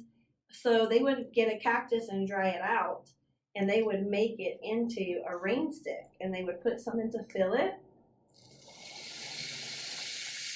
And voila.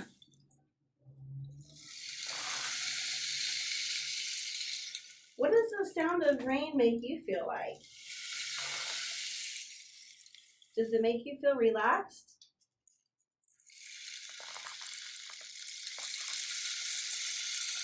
Does it make you feel sleepy?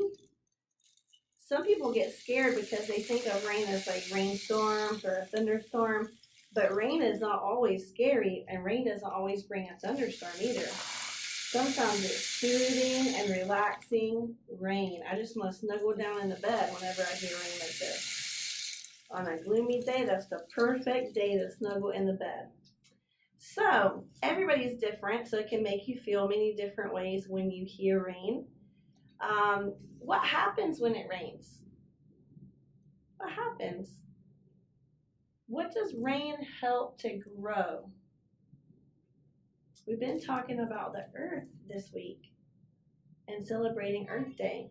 So what does the rain cause to grow? What about the trees? That's right.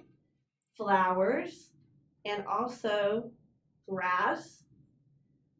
All the things, the food that we eat, the fruit and vegetables that are growing in gardens all over the country need rain to grow. So how do you play the rain stick? What did you guys notice I was doing? I'm turning it upside down, right? Now what if I just go like this? It falls super fast through the tube, right? Whatever's in there is falling. Ooh, quick. And then it's over already. So in order to make the rain stick last longer, you just gently tip it to the side.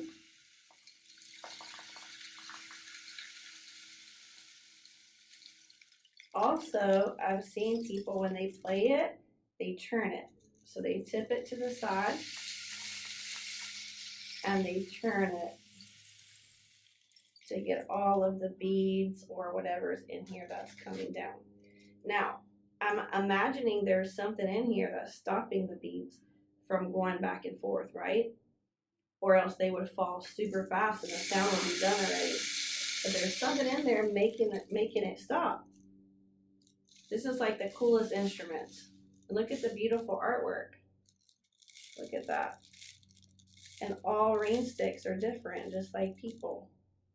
Whoever created it, this person liked lizards or salamander. I'm not sure what that is, but it's beautiful. So today, we're gonna head on inside because you and I are gonna make rain sticks. I'm gonna show you how, okay? Follow me. Alright, so I came back inside and I'm with the fam. And we got the Wow Force and superheroes here. And we're ready to make our rain stick. So this is the one that I made earlier. And I'll hold it close to the camera so you can hear.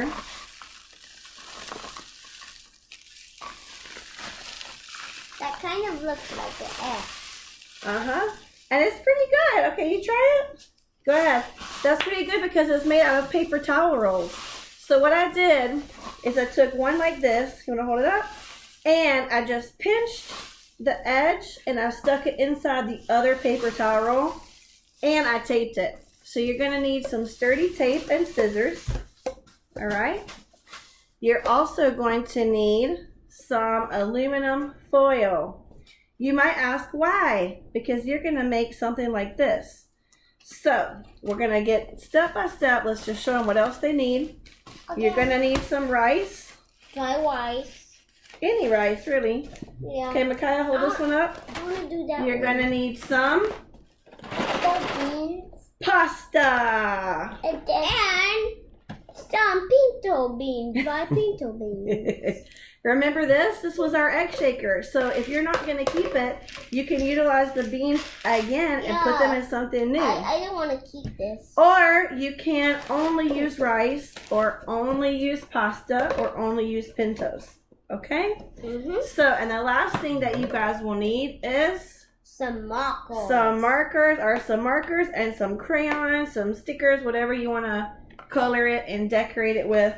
I had to tape it all the way down because it was very flimsy and some rice started coming out of the cracks. So I went ahead and I taped all down it and then I just made that into my pattern. All right. This is a super long one.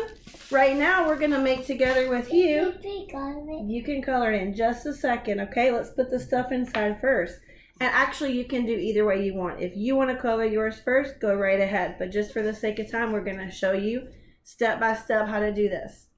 So first, we're going to take the tape and we're going to cover the bottom. So hold it up like this. Okay, hold the scissors. And just like this, we're going to cover the end. All right. Yep. Oh my. There you go. Yeah. And then cover it just like that. And you see the tape? You're going to have to do several times like that. Let me go the other way. You have a lot of markers. Gonna make it look beautiful. Okay, cut it one more time. A little bit out here. Yeah, my missus. Nice. Oh, mother. It's gonna take me several. Yeah.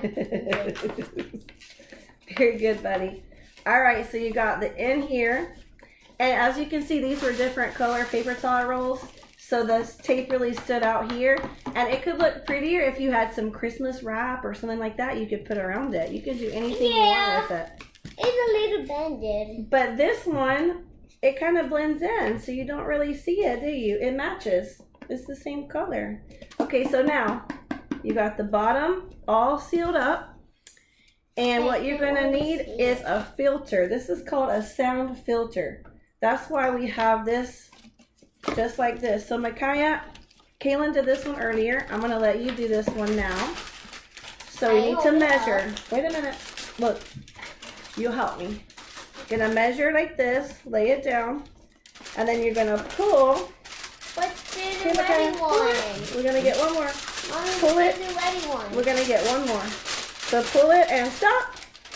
This is the size of the paper towel roll. And then we're gonna cut it. Okay, pull it. Pull. All right. I'm All right. Put this one in and you put that one. Okay. So just for the sake, so you can see it, I'm holding it up. You're gonna bend it and bend it and bend it over and over. Okay, so Daddy, you can help him with that. Okay. And Micaiah, you're gonna just bend it and roll it, okay? Just like that, roll it up. And while he's doing that, we're gonna talk about the different things that are gonna go into the roll.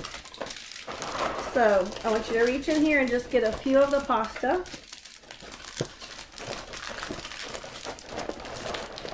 Just a little bit. Just a little bit. It can be any type of pasta. These are the, like, what is this called? Rotini? Yeah, look. Yeah, rotini. You can tell I can't cook, but there you go. So you throw that in there. Now let's listen. Everybody stop. Be quiet. Listen.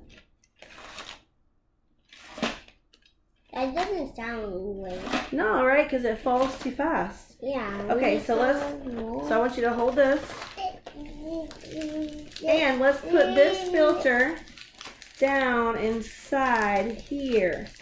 It's too long. What are we gonna do? Cut it. Cut it, because Mommy made it for this super long roll earlier and we didn't need it. So if you guys... Let me cut it. Let me cut it. Let me cut it. Oh. Okay. But look, let's see if ours will fit. Okay, let's see if this one will fit that they just made. Oh.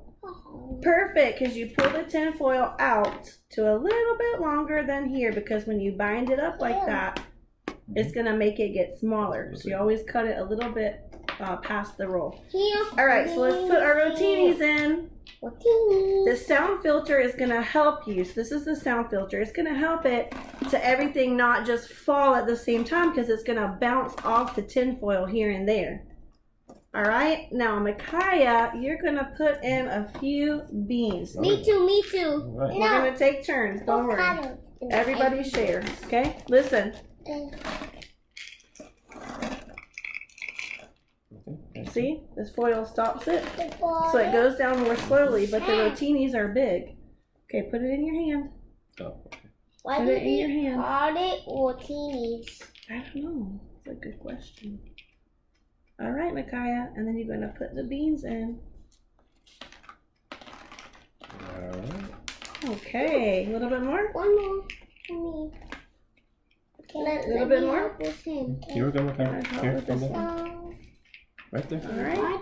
And let's do a little bit of rice. I got it. I can mix it by myself. Okay, just a little bit. Little bit. Not too much, guys. Your mom's going to come get me if you have rice all over the floor.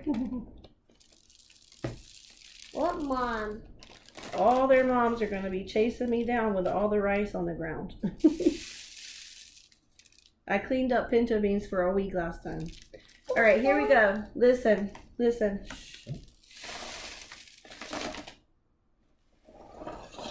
What do you think we need more of? You think we need more of something? I think the little tiny sound needs to be more. Let's put more rice. Yeah, I want to do it. Yeah, you do it too. Get some. Get some. Okay, and dump it right in there. This is fun. Ooh. Good job, Kaya. Just a little bit. Let's see. Yeah. Oh yeah, just a little bit. Yeah. Do the colors. Yeah, we'll do we're the gonna colors do as soon as all we the get the sound right. colors. That's the best part, is to color the rain stick. Yes. Okay, let's listen again. We added some more. What do you guys think at home? Sounds more like rain now? Yeah? Yeah. All right, I'm gonna add just a little bit more, and then we're gonna seal up the end. Get the tape ready, Kaylin. Okay, scissors please. There you Okay, get a bead. Oh. All right. Okay, What do you take a think? bead. Sounds good? Yep. And Like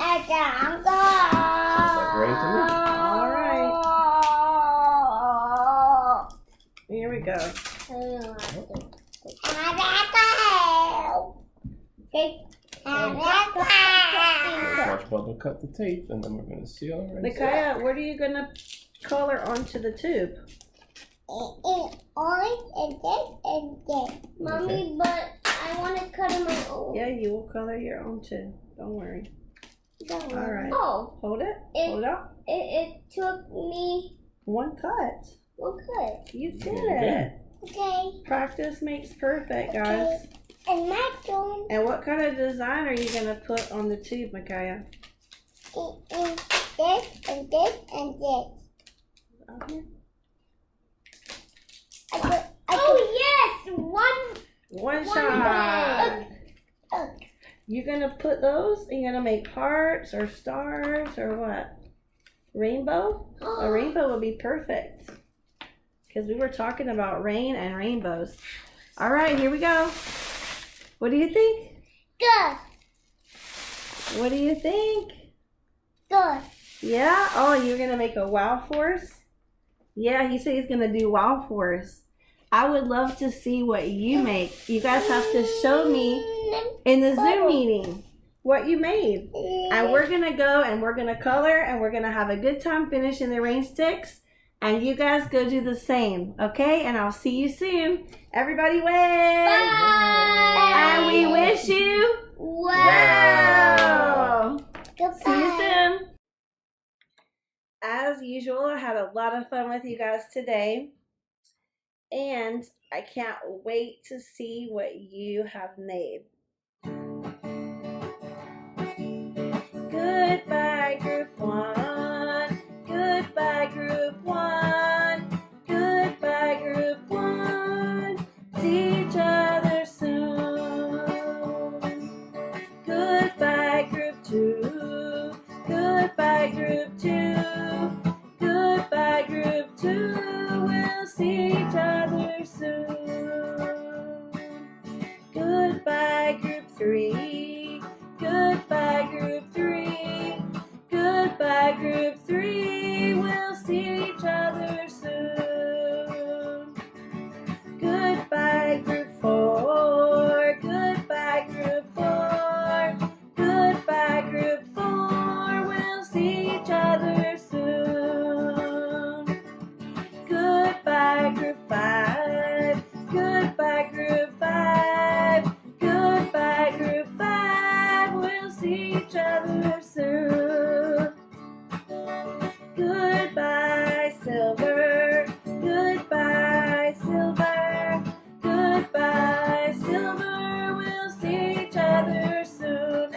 say goodbye, friends.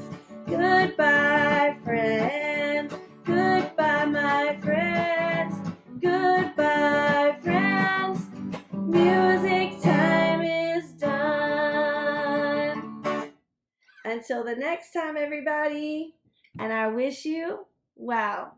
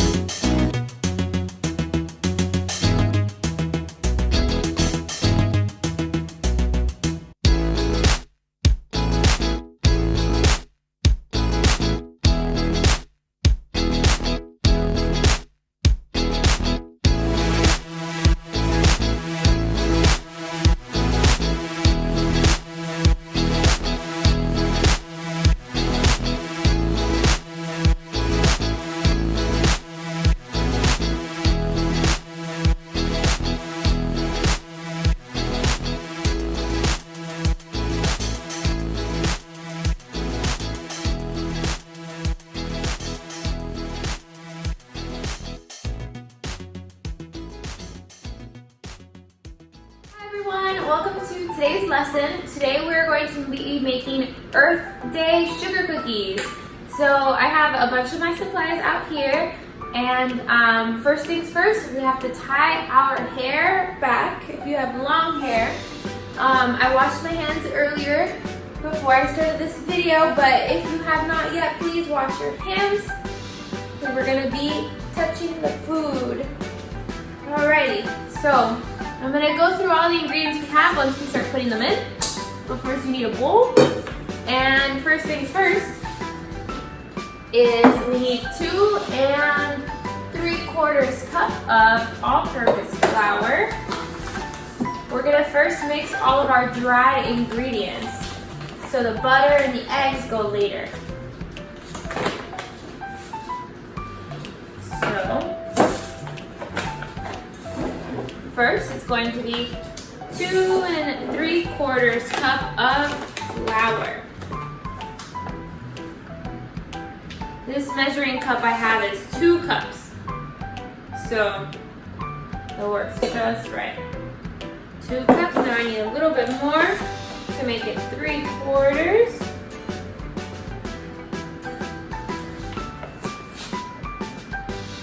Okay. Tap it or shake it so you can get it all even. Perfect. So now that we have our all-purpose flour, I'm going to put that back in my flour container. Next, I need baking soda. Let's see. Baking soda. We're also going to need some baking powder. My measuring cups and utensils, we need 1 teaspoon of baking soda. 1 teaspoon, it's the smallest one I have. Let's get the baking soda. Oop. The baking soda is this one. So we're going to open up our baking soda. This is my first time using this one.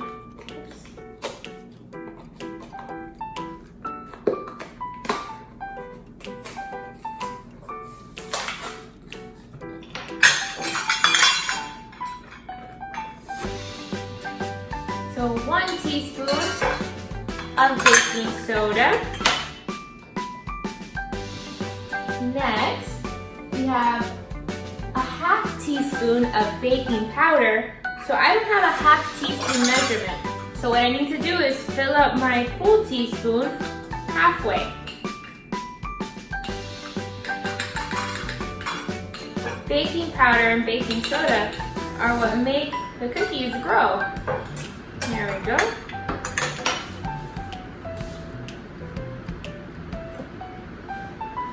So I'm going to put these away. Next up is our sugar, and we need 1.5 cups of white sugar.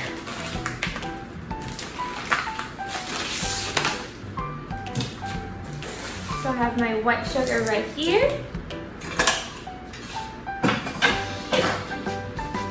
I have my white sugar right here. And like I said, we need 1.5 cups of white sugar.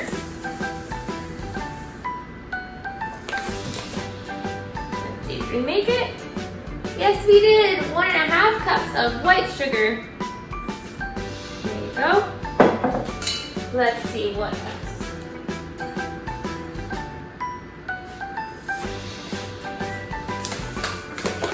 Alrighty, so we're going to put this away back into the bag, because white sugar needs to be sealed just like the flour.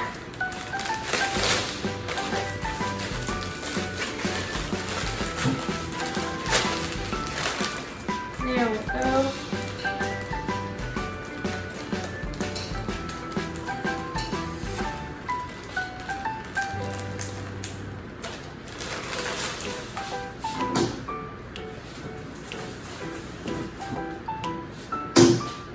Okay, so we're going to mix together all of our dry ingredients. You can use a whisk or a wooden spoon. I have this wooden spoon here with me.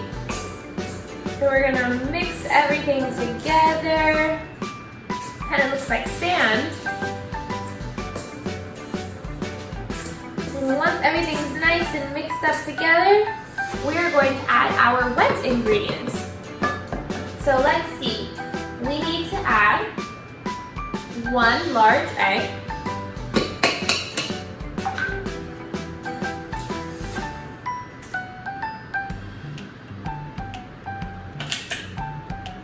First, so we add our 1 large egg. We're gonna mix that up real quick.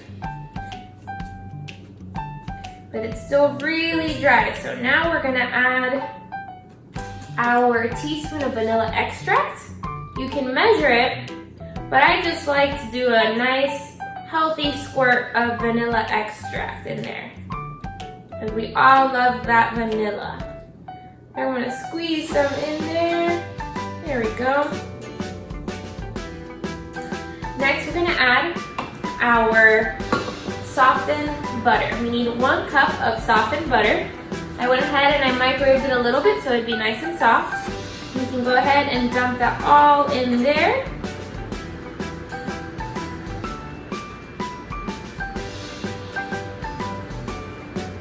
Nice butter.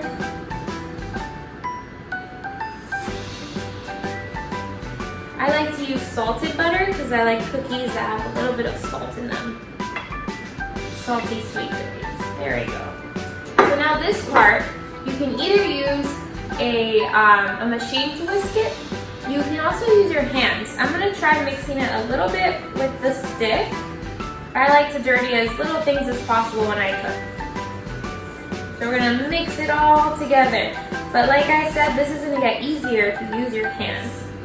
That's why we washed our hands earlier too. Yeah, this is going to be much easier with our hands. I'm going to go ahead and take out all the excess butter here. We're going to need all that butter. There we go. And with your hands, we're going to start squishing the flour and mixing it with the butter. It needs to all be one big ball at the end.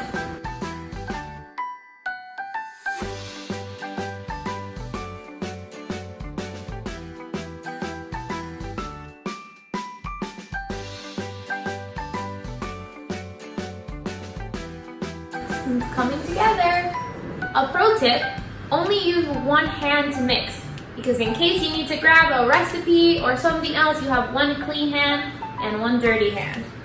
And that's always something I try to do, because if not, you get the whole kitchen dirty.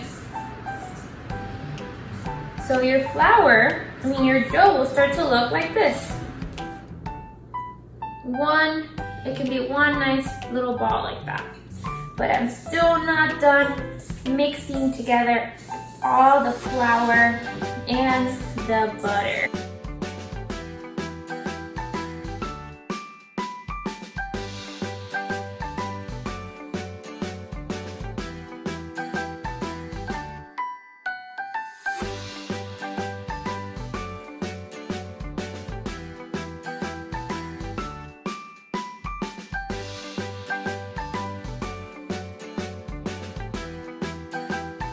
Alright, so now that we're done mixing all of our ingredients together, we're going to clean the countertop off and we'll be right back. Alrighty, we're back. So now we are going to first take out all of our dough. We're going to put it on the clean countertop. If you need a little bit of flour so it doesn't stick, you can do that, but you shouldn't really need it because your cookie dough is not very sticky.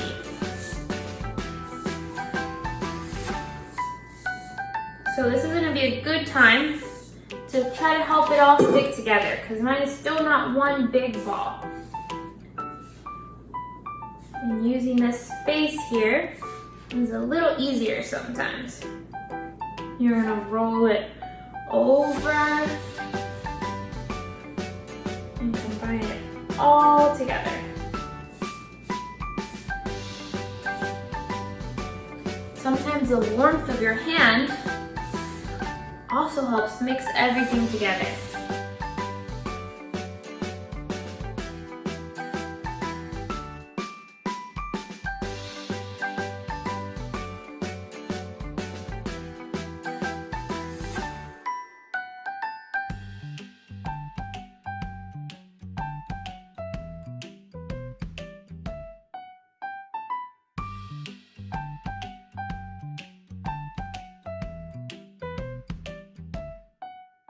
Ta-da! So we have our big dough, ball of dough. It should look like this at the end, okay? So now, remember we said they were gonna be Earth Day sugar cookies? We need to split it in half. So we're gonna just go ahead and split it in half. It doesn't have to be a perfect circle. Then we're gonna make the circle flat. We're gonna do some more mixing here. Make the circle flat. Now we're gonna get our food coloring. We're gonna need blue food coloring and green food coloring. Green is for the plants and the earth, and blue is for the water. So we're gonna add. Let's try 2 drops of green here. Alrighty, so now we're gonna try to mix and see what color we get.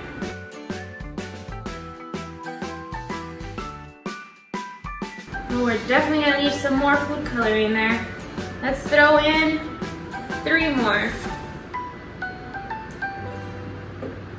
Or 4. At the end of the day, guys, this is just gonna be a green color, so feel free to get creative with how many drops of green you want. Maybe you can try to get a wow green. Okay? We're gonna mix this nice so all the green color gets all over the dough. Alright guys, we just adjusted the camera just a little bit so you can see a little better what I'm doing here. I added a little bit more food coloring, but it's still not fully green. We're gonna keep mixing. Oh, there we go. We're getting some green color there. We wanna make sure we spread it evenly, or else some parts are gonna look more green than others. Whoa, look at how green it's getting.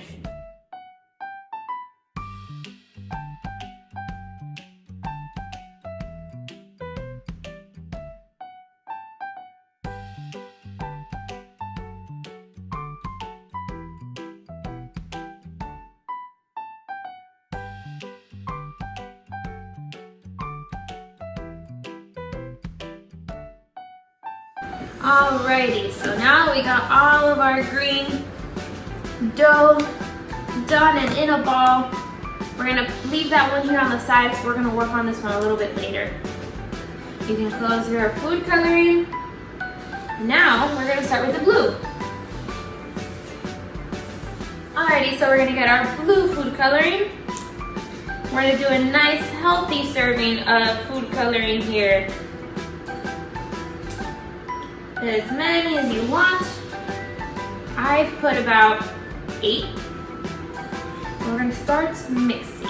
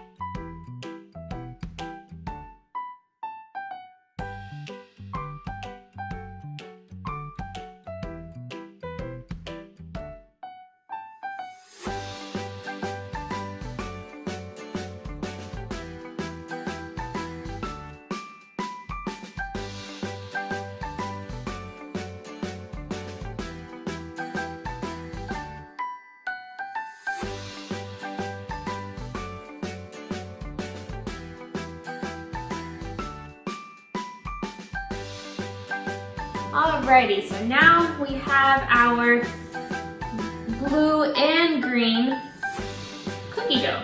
I'm gonna put away our cookie dough here.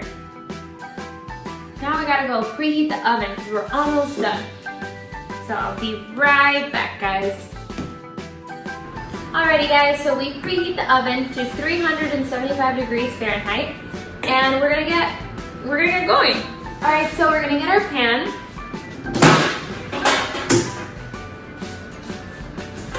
Alrighty, we have our, probably we'll need 2 pans, so I brought 2 out.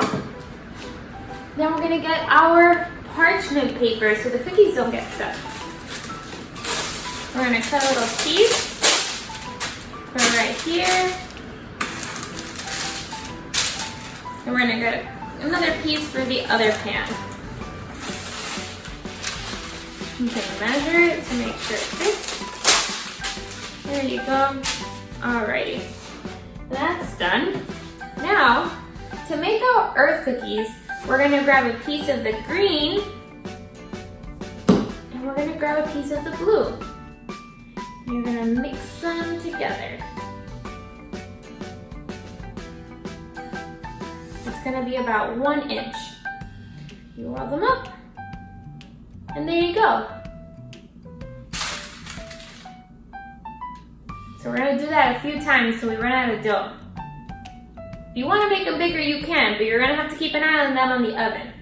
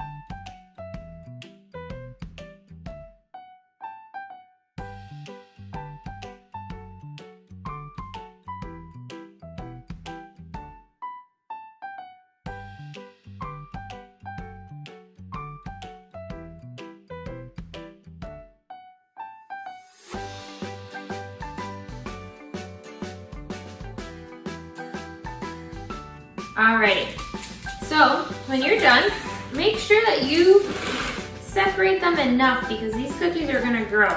In fact, I hope I have enough space because these cookies are a little bit chunky.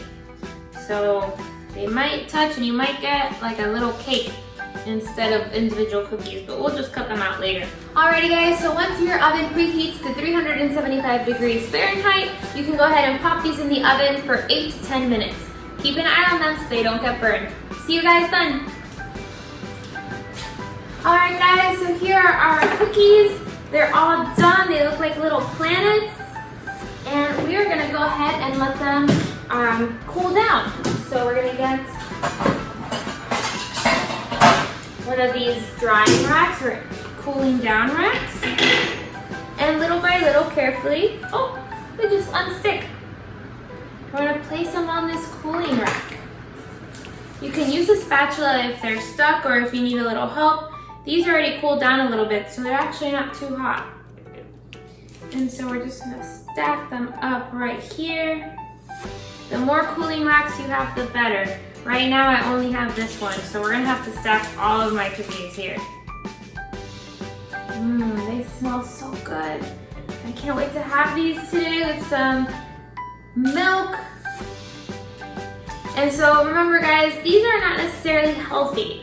It's okay to have cookies or something sweet once in a while, but remember to also eat healthy snacks. Barbara this week showed you guys how to make some healthy snacks, so please remember to also eat those. Those are just as good and just as important to eat.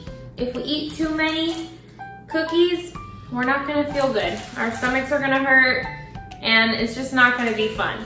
So don't eat so many, enjoy one so that it tastes just as good. So I'm gonna take a bite and see what it's like. Whoa. I hope you enjoyed this cookie at home, guys. Bye. Delicious.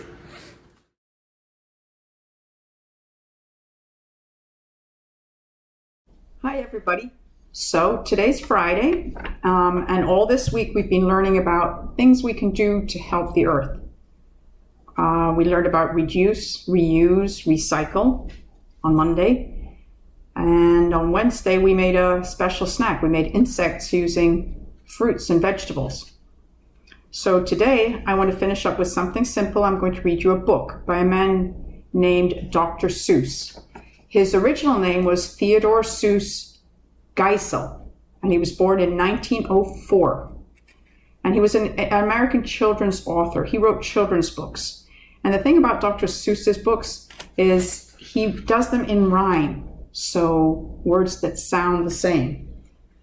So some of the books he's written, one of the ones I'm sure you all know, are Green Eggs and Ham. Okay? His pen name was Dr. Seuss. And these are children's books. So Green Eggs and Ham, I know some of you like to quote some of these. I do not like them in a house. I do not like them with a mouse. See how they rhyme? So that was one of the books he wrote. He also wrote One Fish, Two Fish, Red Fish, Blue Fish. And another one that I think somebody read to you way at the beginning of our virtual programming was Oh, the Places You'll Go, which is one of my favorites. I really like that one. Now, Dr. Seuss's birthday was on March 2nd, and that's now been adopted as a day called Read Across America. And people read, they encourage people to read books and things. So the book we're reading today is called The Lorax. And what I like about The Lorax is it teaches a really good, it has a very good message about how we are all responsible for looking after the earth and what things we do affect a lot of different creatures around us. So here we are, The Lorax by Dr. Seuss, and this is a funny looking guy. We'll look into it and see what his name is. But another thing about Dr. Seuss is he used his imagination, and some of these characters and things we see in his books are fictional, they're not real. So we're gonna have some interesting words that he uses, and I'll see how we read this. I'll show you the pictures as we go along, okay? So The Lorax by Dr. Seuss. At the far end of town, where the grickle grass grows, and the wind smells slow and sour when it blows, and no birds ever sing excepting old crows, is the street of the lifted Lorax. So there's the funny street they're talking about. Looks a bit dreary, doesn't it? Very gray. And deep in the grickle grass, some people say, if you look deep enough, you can still see today where the Lorax once stood, just as long as it could, before somebody lifted the Lorax away. What was the Lorax? And why was it there? And why was it lifted and taken somewhere? From the far end of town where the grickle grass grows, the old Onceler still lives there. Ask him. He knows. So there you are. Again, dreary, no trees. Looks a bit scary, actually. You won't see the Onceler. Don't knock at his door. He stays in his lurkim on top of his store. He lurks in his lurkim cold under the roof, where he makes his own clothes out of muffered moof. And on special dank midnights in August he peeks out of the shutters, and sometimes he speaks and tells how the Lorax was lifted away. He'll tell you, perhaps, if you're willing to pay. So this is where he lives. The Onceler, up on the top there.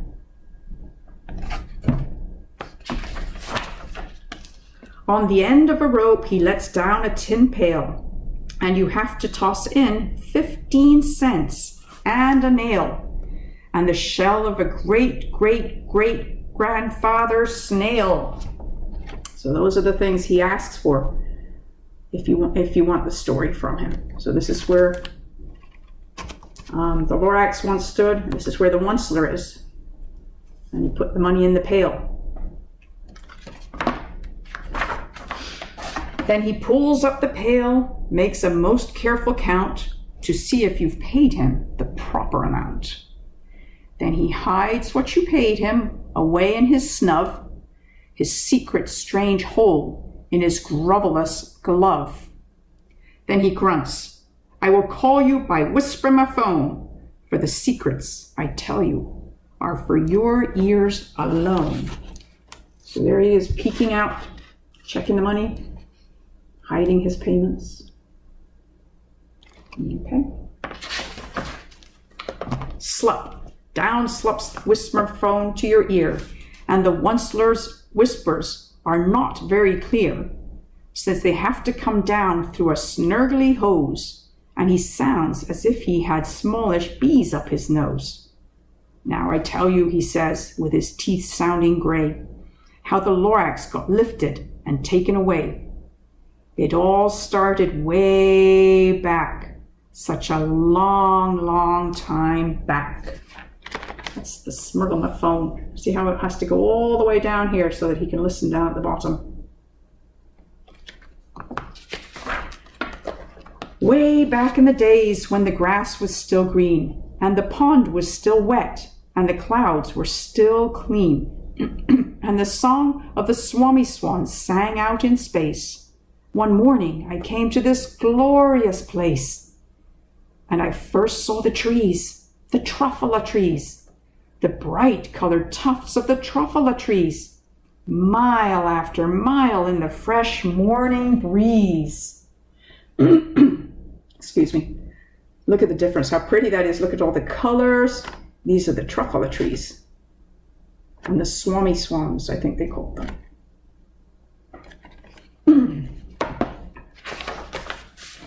And under the trees I saw brown barbaloots frisking about in their barbaloot suits as they played in the shade and ate truffula fruits. From the rippleless pond came the comfortable sound of the humming fish humming while splashing around. So here we have the barbaloots. They're eating the truffula fruits. And here we have the fish swimming around in the nice clean water. But those trees, those truffula trees. All my life I've been searching for trees such as these. The touch of their tufts was much softer than silk, and they had the sweet smell of fresh butterfly milk.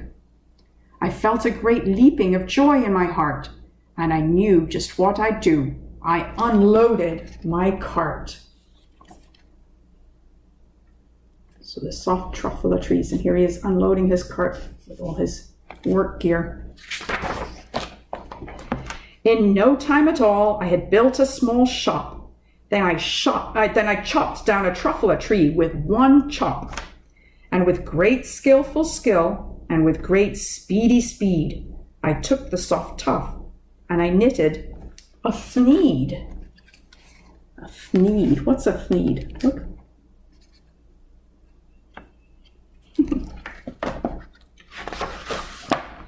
The instant I'd finished, I heard a gazump, and I looked. I saw something pop out of the stump of the tree I'd chopped down. It was sort of a man. Describe him? That's hard. I don't know if I can.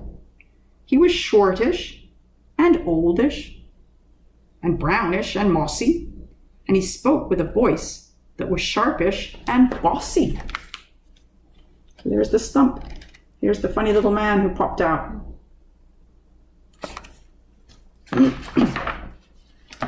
Mister, he said with a sawdusty sneeze, I am the Lorax. I speak for the trees. I speak for the trees have no tongues. And I'm asking you, sir, at the top of my lungs. He was very upset as he shouted and puffed.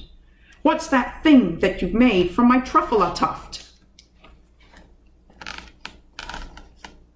He looks angry, doesn't he? Look at him, pointing his finger. Look, Lorax, I said, there's no cause for alarm.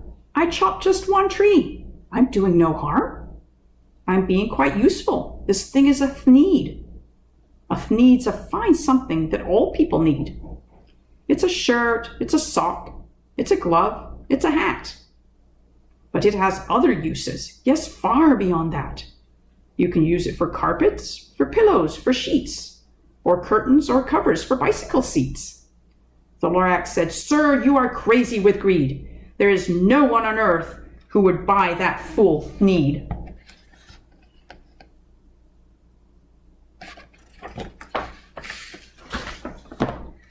But the very next minute, I proved he was wrong. For just at that minute, a chap came along, and he thought that the thneed I had knitted was great. He happily bought it for $3.98. He laughed at the Lorax. You poor stupid guy. You never can tell what some people will buy. So there's the man who bought the thneed.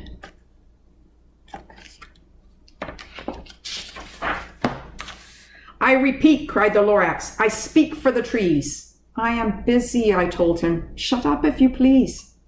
I rushed across the room and in no time at all built a radio phone. I put in a quick call. I called all my brothers and uncles and aunts, and I said, come here. Here's a wonderful chance for the whole Onceler family to get mighty rich. Get over here fast. Take the road to North Nitch. Turn left at Hawken, sharp right at South Stitch. So he's calling all his family to come and help him. What do you think he's going to do? Build more, make more thneeds? And in no time at all, in the factory I built, the whole Onceler family was working full tilt. We were all knitting thneeds as busy as bees to the sound of the chopping of truffula trees. So they're cutting down a lot more trees. You start to see all the stumps here. First he said he was only going to chop one. Now he's chopping a lot to make his thneeds. Then, oh baby, oh, how my business did grow. Now chopping one tree at a time was too slow. So I quickly invented my super axe hacker, which whacked off 4 truffula trees at one smacker.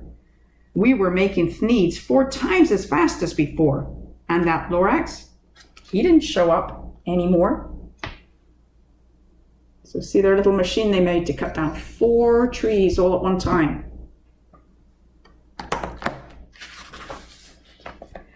But the next week he knocked on my new office door. He snapped, I am the Lorax who speaks for the trees, which you seem to be chopping as fast as you please. But I'm also in charge of the brown barbaloots, who played in the shade in their barbaloot suits and happily lived eating truffula fruits. Now, thanks to your hacking my trees to the ground, there's not enough truffula fruit to go round, and my poor barbaloots are all getting the crummies because they have gas and no food in their tummies. They don't look so nice anymore, poor things. What happened? They don't have any truffula fruits because The Onceler cut all the trees down.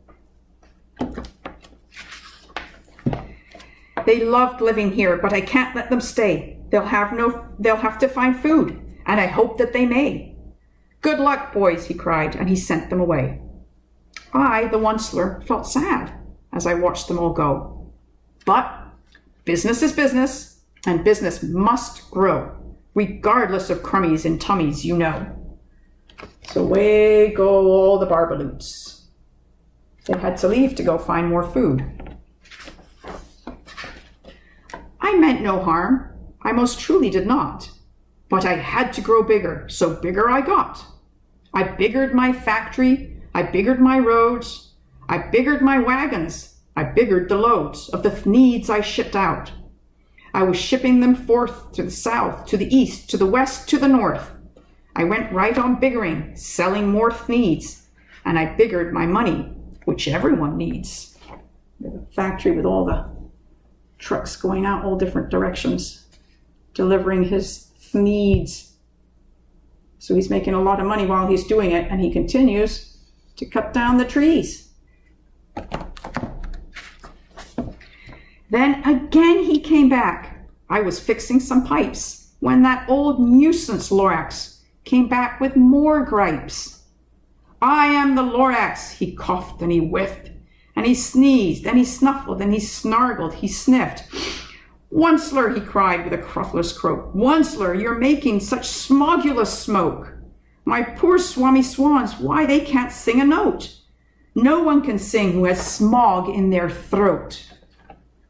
So here's his Swamis. Look at the air. His factories polluting the air and making all this smog. So the swans can't breathe anymore. They can't sing. And so, said the Lorax, please pardon my cough. They cannot live here, so I'm sending them off. Where will they go? I don't hopefully know. They might have to fly for a month or a year to escape from the smog you've smoked up around here. So they're going to have to fly away and try to get somewhere where there's no more smog. What's more, snapped the Lorax. His dander was up. Let me say a few words about gluppity-glup. Your machinery chugs on day and night without stop, making gluppity-glup, also schloppity-schlop. And what do you do with this leftover goo? I'll show you, you dirty old Onceler man, you. Look at all the slop and stuff he's making. Where do you suppose that's all going? He has to get rid of it somewhere. And the Onceler's going to show him what he's doing. You're glumping the pond where the humming fish hummed. No more can they hum, for their gills are all gummed. So I'm sending them off. Oh, their future is dreary. They'll walk on their fins and get woefully weary in search of some water that isn't so smeary. Ugh. Remember at the beginning we saw the water, it was nice and blue. Look at it now, all the pollutants. He's pouring all the stuff from the factory into the water. So the fish's gills are getting gummed up and they can't breathe. And at that very moment, we heard a loud whack. From outside in the fields came a sickening smack of an axe on a tree. Then we heard the tree fall. The very last truffula tree of them all. So that's the last truffula tree being cut down. And look at all the smog in the air. No more trees, no more needs, no more work to be done. So in no time, my uncles and aunts, every one, all waved me goodbye. They jumped into my cars and drove away under the smoke-smuggered stars. Now all that was left neath the bad-smelling sky was my big, empty factory, the Lorax, and I. So they all left. There was nothing more to do. But look how they left the countryside all gray, no trees. But they all left. The needs were not, they couldn't make any needs anymore. The Lorax said nothing. He just gave me a glance. Just gave me a very sad, sad backward glance as he lifted himself by the seat of his pants. And I'll never forget the grim look on his face when he hoisted himself and took leave of this place. Through a hole in the smog, without leaving a trace. So there he goes. There goes the Lorax.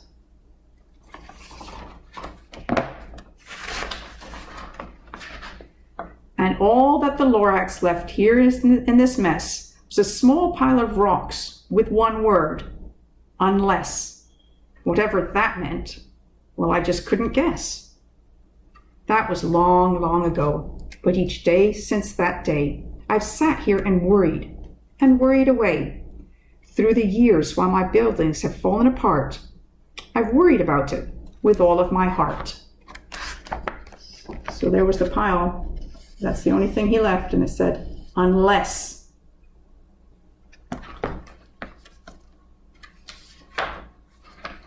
But now, said the Onceler, now that you're here, the word of the Lorax seems perfectly clear. Unless someone like you cares a whole awful lot, nothing's going to get better. It's not. So he's talking to the person who came.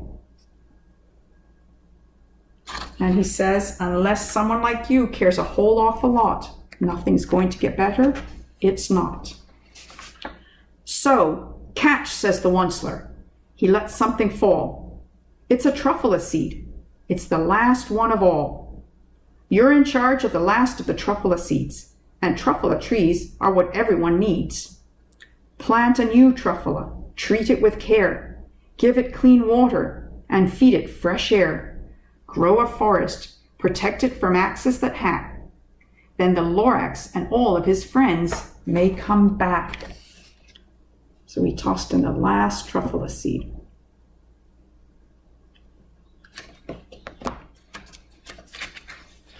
So that's the end of the story. And the message is that we have to look after our earth.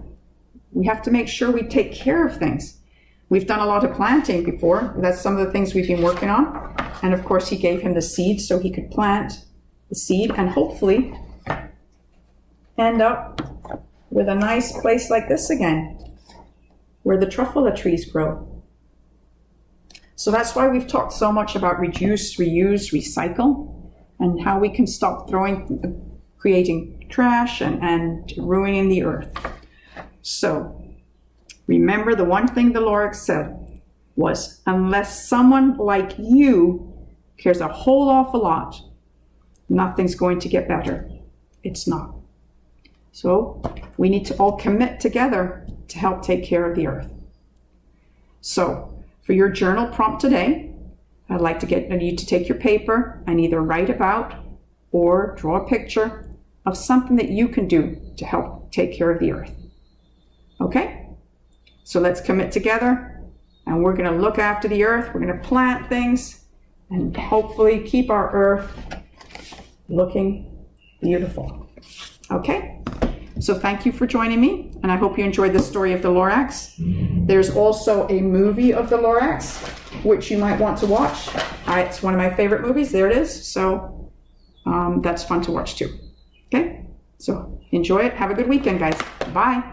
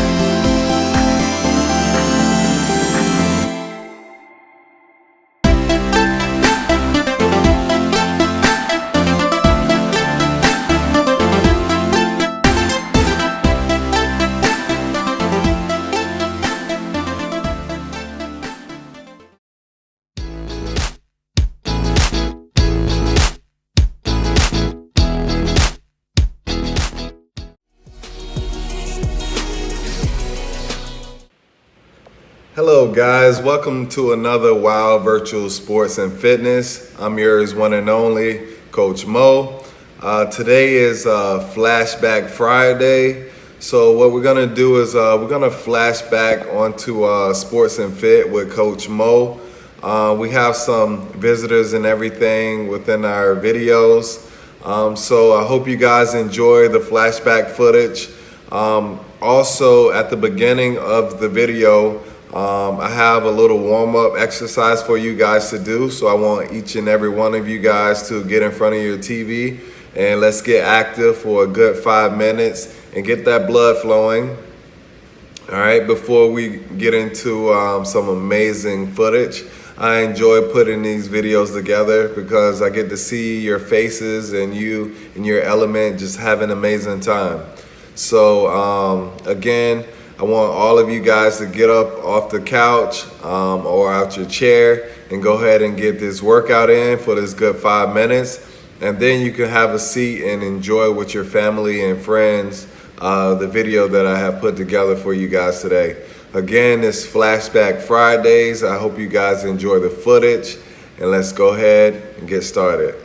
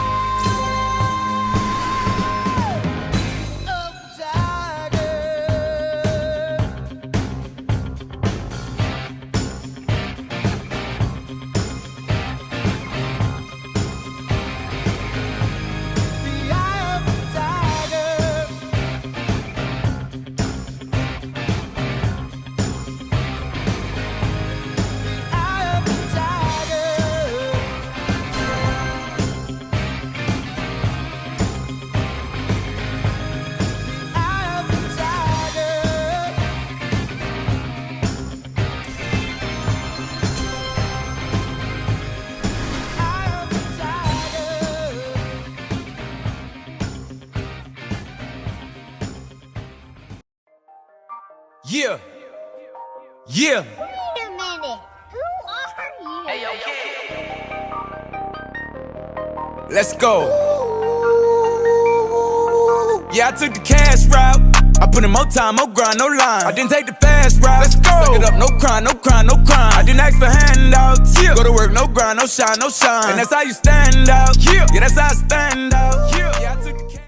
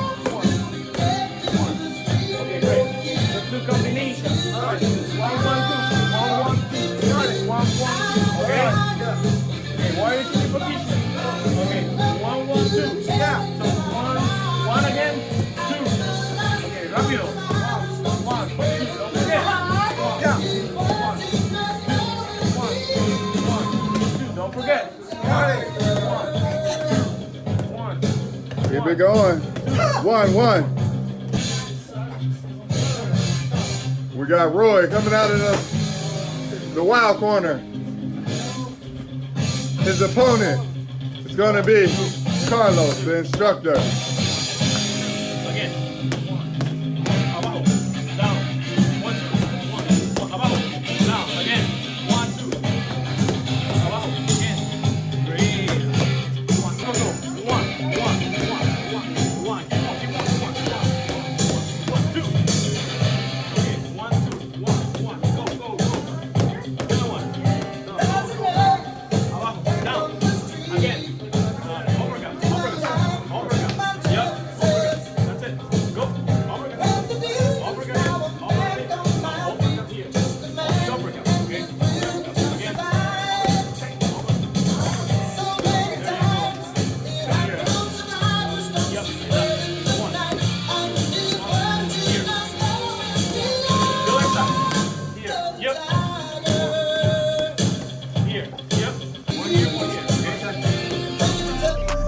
Time, no grind, no lie. I didn't take the fast route. Suck it up, no crime, no crime, no crime. I didn't ask for handouts. Go to work, no grind, no shine, no shine. And that's how you stand out. Yeah, that's how I stand out. Let's go. Yeah, I took the cash route. I did it and did it again. What you did? I started the 1 and I went up to 10. Came back, now I'm winning again. People up behind 10. Which one they gon' hop out? They don't know what whip did he in. Put in hours of practice and that's how it happened. I don't even pick up a pen. I'm coming straight up out the top with it. Let's go. I ain't a power 40, ain't a center, but he was on the block with me. Shooting in the gym, really got it in. He put up the shots with me. Now we breaking bread, everybody playing. He hold up a knot with me. No cap. We took the cash route. Let's go. Yeah, I'm talking moolah, fed. We grew up off of noodles, spaghetti. Used to be peanut butter and jelly. Now the chef, he gon' come when it's ready. What you know about the lights off candles? Lights. Up about with the mic off dance. Like Mike. I'm a star on the moonwalk. Now I got the whole room talking. Yeah, I'm talking trophies. I got everybody talking down, acting like they know me. I'm a champion, like LeBron. Ballin' with my homies. I'm better than the old me. R.I.P. to Kobe. Yeah. Yeah, I took the cash route. More time, more grind, no line. I didn't take the fast route. Suck it up, no crime, no crime, no crime. I didn't ask for handouts. Go to work, no grind, no shine, no shine. And that's how you stand out. Yeah, that's how I stand out. Yeah, I took the cash route. Let's go. More time, more grind, no line. I didn't take the fast route. Suck it up, no crime, no crime, no crime. I didn't ask for handouts.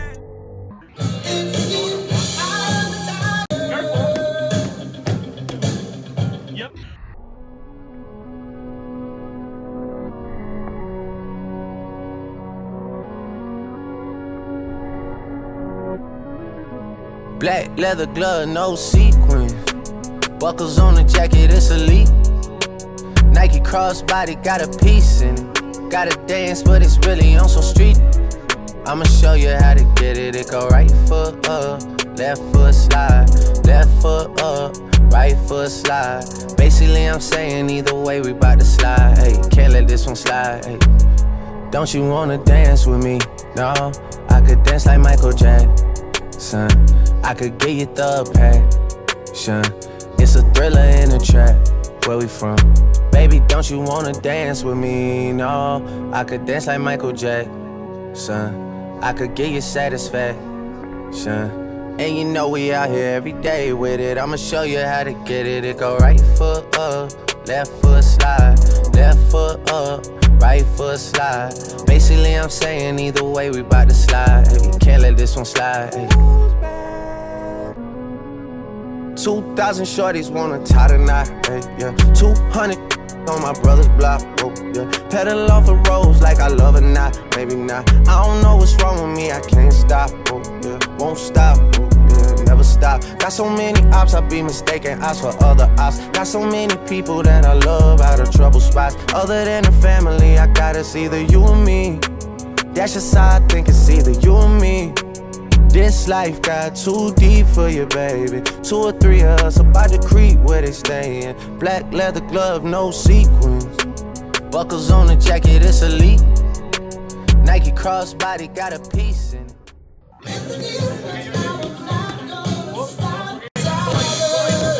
Frankie. Get that. Come on, do it again. I'm gonna record you. Okay, the people can put you back.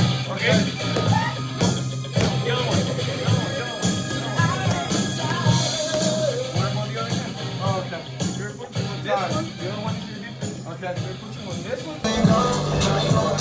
Way too long.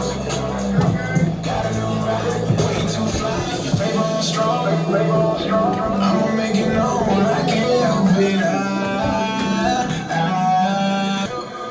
I promise you we be on it. Coming up in the morning. Talking about racing and showing you. I'ma make it known. I'ma make it known. Let's go.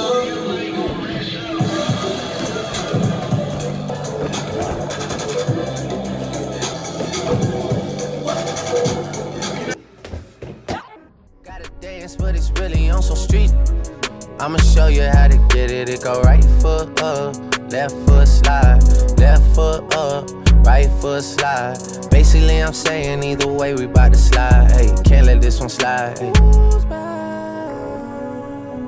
2C slide, then I hit it double time, then I hit a spin, cause we spun that block a couple times. If it's not the right time, there'll always be another time. I'm not even tripping, we'll just see them in the summertime, whoa, yeah. Can't describe the pressure I be putting on myself, yeah. Really, I just can't afford to lose nobody else, yeah. If they moving shaky, we just do the self, well. If I'm moving shaky, Chels will do the himself, yeah. Solo, don't need YOLO for real. Heard a lot about you, but we don't know for real. Next time, guarantee the truth will get revealed. Black leather glove, no sequins. Yeah, buckles on the jacket, it's elite. Nike crossbody got a piece in it. Gotta dance, but it's really on some street. I'ma show you how. It go right foot up, left foot slide, left foot up, right foot slide. Basically I'm saying either way we bout to slide. Hey, can't let this one slide. Hey. Don't you wanna dance? No, I could dance like Michael Jackson. I could give you the passion. It's a thriller in a trap. Where we from? Baby, don't you wanna dance with me? No, I could dance like Michael Jackson. I could give you satisfaction. And you know we out here every day with it. I'ma show you how to get it. It go right foot up, left foot slide, left foot up, right foot slide. Basically I'm saying either way we bout to slide.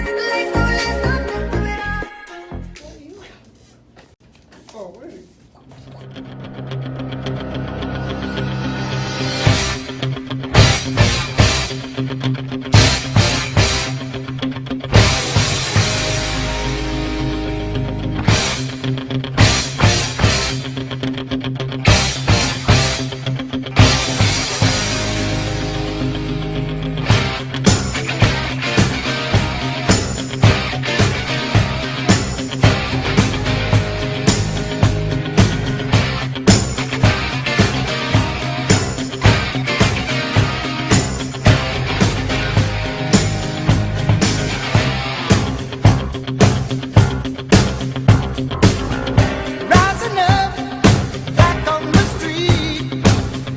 Did my time, took my chances. Went the distance, now I'm back on my feet. Just a man and his will to survive. So many times it happens too fast. Hey, dude, back it up. And his will to survive. So many times it happens too fast. You trade your passion for glory. Don't lose your grip on the dreams of the past. You must fight just to keep them alive. It's deep, eye of the tiger. It's the thrill of the fight. Rising up to the challenge of our rival. And the last known survivor stalks his way in the night. And he's watching us all with the eye of the tiger. Face to face, out in the heat. Hanging tough, staying hungry. This my next headset. Hold up, wait. What you doing? Hold up, wait. Shit. Hold up, wait. What you doing? Hold up, wait. Fiji water in my cup, they say I'm acting bougie. I'm always with my dumb reader like Shaggy Scooby. Blood seeing got no chest, so don't be acting choosy. Always willing chicken dinner, you can get a two-piece. Why they always checking? We can never stop, but we got way too much invested. Too good with his path, I ain't worried about your method. I'm so close to his plan, I can't wait to show the sketches. All right, guys, I hope you guys enjoyed the footage. It was amazing. I enjoyed watching it with you guys. I want you guys to, just tell someone how much you care for them. It can be anyone. It doesn't matter who. It can be your mom, the person who's taking care of you. Just give them a nice little word and just tell them how much they mean to you. I want each and every one of you to do that to at least one parent or one person in your life now who's helping you get through this quarantine, okay? Also, I want you guys to stay safe. Make sure you wash your hands, use a face mask, also gloves when you step out. Also, make sure you get at least 20 to 30 minutes of exercise. You guys can rewind to the front of this video and do this a couple times, for at least 15, 20 minutes minimum. All right, so I want each and every one of you to make sure you stay healthy, eat healthy. Don't forget, you can try Coach Mo's healthy snacks. Make sure they're delicious for you guys. So I want you guys to enjoy your weekend and just have fun. And Coach Mo is out, and I'll see you guys next time. All love.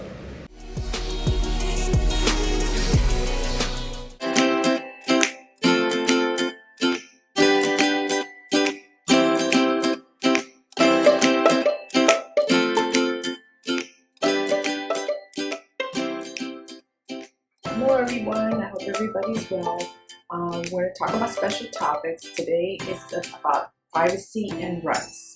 So let's talk about what privacy means. I mean, there's three different meanings of privacy. One is being alone, like you want to be alone away from each other, okay? The other privacy is you decide what information you want to share about you to others, okay? You and your legal guardian also decide what information should be shared. And then the third one is if you want to talk to somebody privately, if you want to share some kind of information and you don't want nobody else to know. So let's go to the first one. Give you some example of being alone. For instance, everybody has their own bedroom at home, and that's a place where you go to be alone, to do whatever you want to do, and you close the door behind you because you want to have some privacy. Okay, so you have the right to have that privacy. Now, for those who live in a group home, some group homes, some individuals can have their own bedrooms, but for those who don't have their own bedroom, you do have the rights to choose who you want to share that room with. And that's your right, okay? And if you want some kind of privacy and you do share a room with somebody else, you can find another place at home where you can have your privacy, or even go in the backyard if you want to be by yourself, just be alone. This is different ways of being alone to have your own privacy. You have that right to have that privacy. Another one is also, I want to say, at the Wow Center, we have that safe place. If you remember, that safe place is your time to have your own privacy. If by any chance that you come to Wow Center and you're not feeling well, or you're upset, or you're not having a good day, you can go over there and to that safe place. Each classroom have a safe place where you can relax and be on your own. And then when you're ready, you can join with the others. That's also another way for you to have your privacy. Now, I'm going to talk about the next one, examples how to give permission to share your information. But before we go to that, I want to show you something. And all of you have one of these binders. This is your record with a number. Each one of you have a number. And the reason why we put that is to protect your identity. We don't want to put your name there, that everybody knows that this is your record. Now, your social workers talk to you about this binder, this blue binder. Now, the support employment have a black binder, which is the same thing, and I believe they have a number on the side too. So this is locked up in a room. And here at the Wow Center, we have a record room where we keep all these blue binders. Support employment have their own room where they keep all their binders that is locked up. And that is to protect you. That is to protect your identity, protect your information and all that. We keep it locked up there. It's important that you know where this is located because you all have a record. Just like with your supported coordinator have your record, and they keep that locked up also in a safe place where nobody can go there and get the record. It's to protect your information and to protect your identity. Now, going to sharing the information about what kind of information you give out. And then again, you sign what is called a written authorization. You meet with your social worker in an IPP meeting or a support plan meeting. And the social worker explained to you that this written documentation is that you're given permission who's allowed to see your information, and your father, your mother signs it also, and your legal guardian. So it's giving an authorization who's allowed to see your information, because you ultimately have that permission. Now, who you're deciding to give the information to. So the people who can see those records, like for instance, the staff members. The staff members go in the record just to get some information on you, to check your goals and to check your progress. So all the staff members, you're given that permission to look at. Your social workers too. Your support coordinators, you're given permission for the support coordinators to share information with us about you because they need to know about your progress, how you're doing at the WOW Center. They need to know about your goals or any services that you may need. So you also give permission. And there's a third person. It's an authorized person that the state sent over here to inspect our records, to inspect our agency, to make sure that we're providing the right care for all of you, and that we have the right information on you to make sure that we are taking care of you. So they come and inspect our agency, and they do have to look at our records. And also when the police officer or the paramedics, if you're ill or something's going on with you, they have to come and look at your record. We have to share that information because they do request certain information. These are examples of, that you give permission to someone else to look at your information. And I already discussed examples of how to be alone, to have your own privacy. But see, all your records are, any records that we have on you is confidential. You have to give us permission. Your legal guardian has to give us permission to allow anybody to see the records. If it's anybody else, we have to get permission from you. And then thirdly, I was talking about talking privately with someone. If you have a problem or concern, you do that a lot with the social workers here. So they meet with you aside and they talk to you privately because you don't want anybody else to find out or know about what's going on with you. So you also have that right to talk to somebody privately and share what you're feeling or you have any concerns, any problem with your social worker or with your support coordinator. And that's important too, that you're aware of that. So what is in your records? Let's talk about that. That's the next thing. In your records, we have, for instance, we have all your personal information, your name, your address, your telephone number, your social security. We also have information on your parents or your legal guardian or your group home staff or the address of your group home. We have that information there. We also have information, some kind of medical information about when was the last time you had blood work, all these tests that you have done, your annual tests, your medical tests, which is important. They used to do it. You're supposed to do it every year. We have the name of your doctor, your dentist. We also have information like, for instance, any specialists you went to see, like your cardiologist. So it's all medical information that we have there. Your dental information we also have in there. And then you also sign, and your legal guardian sign at the end that we obtain that information from all of you. Also in the records, we have your goals. The goals that you have here at the WOW Center or with your speech therapist or your occupational therapist, your supported employment. We have goals on you. And those are the goals that you work on, that you chose those goals and you work on it every year. We also have in there your progress report information, how you're working on those goals, and the ADT program and supported employment, or your speech and occupational therapy sessions, we have goals on that. And then we have a copy of the support plan that we get from your support coordinator, and we put that in the record. So all that is confidential, like I say, and you give us authorization that we can use that information. And we use that information to help you when you're here at the WA Center, and to help you, and with your goals, and also like if, God forbid, if you get hurt or you have to call the paramedics, we need to share some of the information, your medical background.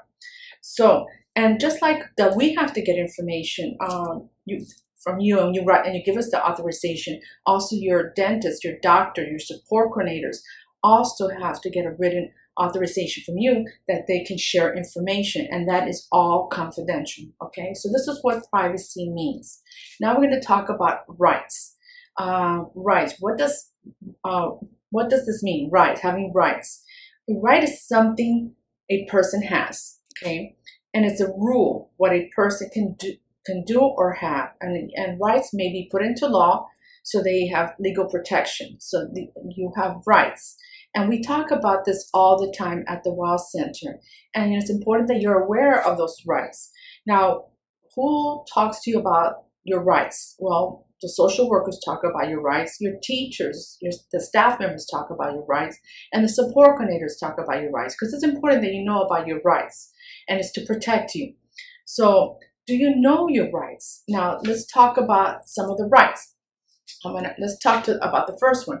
The right to dignity, privacy, and humane care. I'm going to bring this up close to you. The right to dignity, privacy, and humane care. Dignity means that people should respect you, and they should listen to you, and they should be kind and polite to you. So that's the right to dignity. That's important. And privacy, we just went over that you give permission to share information about you to others. And that is confidential. And privacy means you have the right to be alone. We just talked about that. And humane care, that they should treat you fairly and with kindness. So that's one of your rights: dignity, privacy, and humane care. That's important. The next one, we're going to talk about the right to religious freedom. Okay, so you choose what religion to follow and to worship. Okay, that's your right. Okay. Nobody can tell you which religion you should not worship or follow. That's up to you. Okay, so you get to go to your church or your temple. That is your right. And then the next one is the right to vote. So you have the right to participate in elections, and you can, like for instance, you can vote for the president. Now, if you have legal guardianship, you don't have that right. That's taken away from you. But if you don't have the guardianship, you can vote, okay? And you can choose to vote. If you don't want to vote, that's up to you. Okay, so you have the right to vote, okay? The next one is the right to communication. I'm going to bring this up closer, if you can see it. The right to communication. Communication is that you have the right to communicate your needs and wants, okay? And this can be done in the following ways. If you want somebody to communicate to you verbally, you have the right to communicate also verbally what you want and need. So you want to talk to somebody and express that to somebody. You have the right to talk on the phone. So you can talk on your cell phone, or you can talk from home. You have the right to communicate that way. You also have the right to text on the phone. Some of you text on the phone. That's your way of communicating to others. And you have the right to have a cell phone if you want to communicate that way. You also have the right to communicate. Maybe you want to send, I know you've done this before, you communicate through email and the computer. Receive email from you. So you have that right to communicate. If you want to mail a letter to someone, you have a right to communicate that way. Some of you communicate in sign language. You have the right to communicate your needs and wants in a sign language. Some of you communicate through pictures. You like to show what you're trying to say. And also like on the tablets, some of you communicate that way. So these are the different ways that we communicate, okay? And that's your right.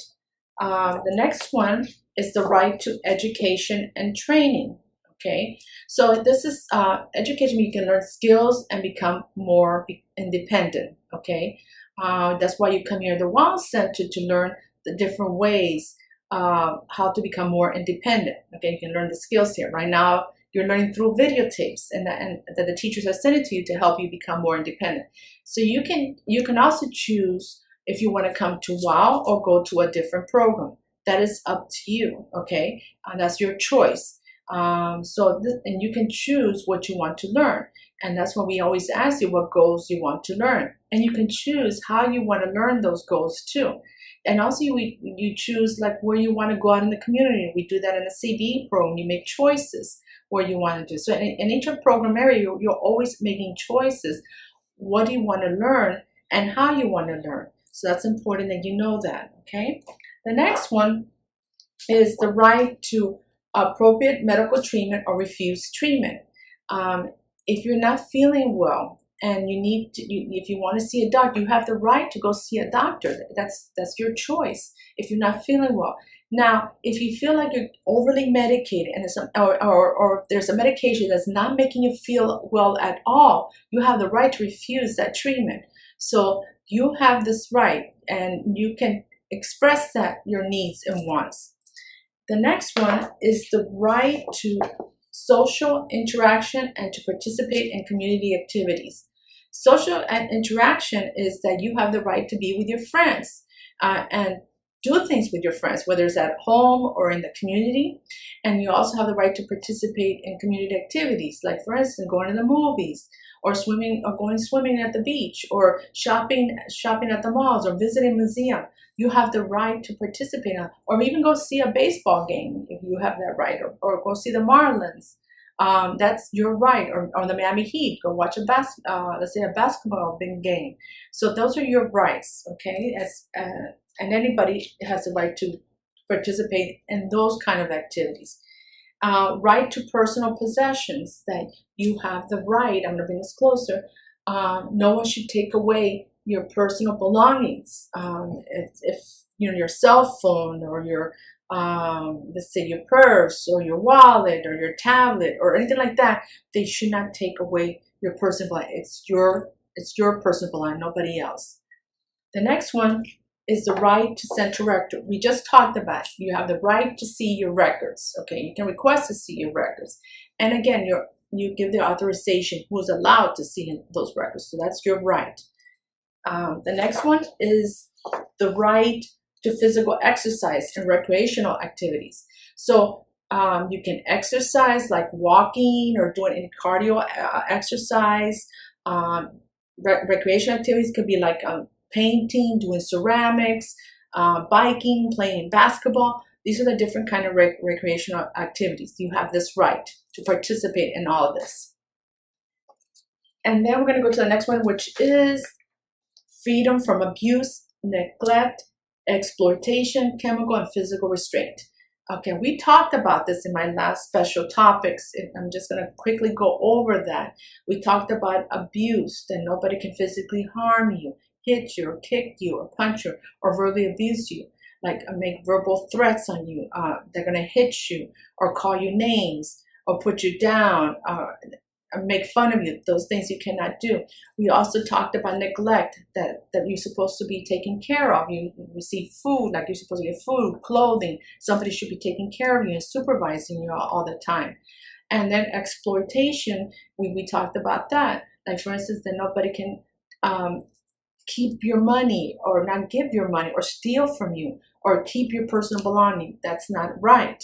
And then we talk about chemical restraint. Remember, we said that you shouldn't be overly medicated to the point that you're not able to walk or speak or think. Okay, that's not right. And then we talked about physical restraint, that nobody should lock you up in your room and not let you come out, or tie you down, let's say tie you on your chair or your wheelchair or a bed, like not preventing you from moving. That shouldn't be allowed. So you have the freedom, you have the right to be free from all this abuse, neglect, exploitation, chemical restraint, and physical restraint. That's very important.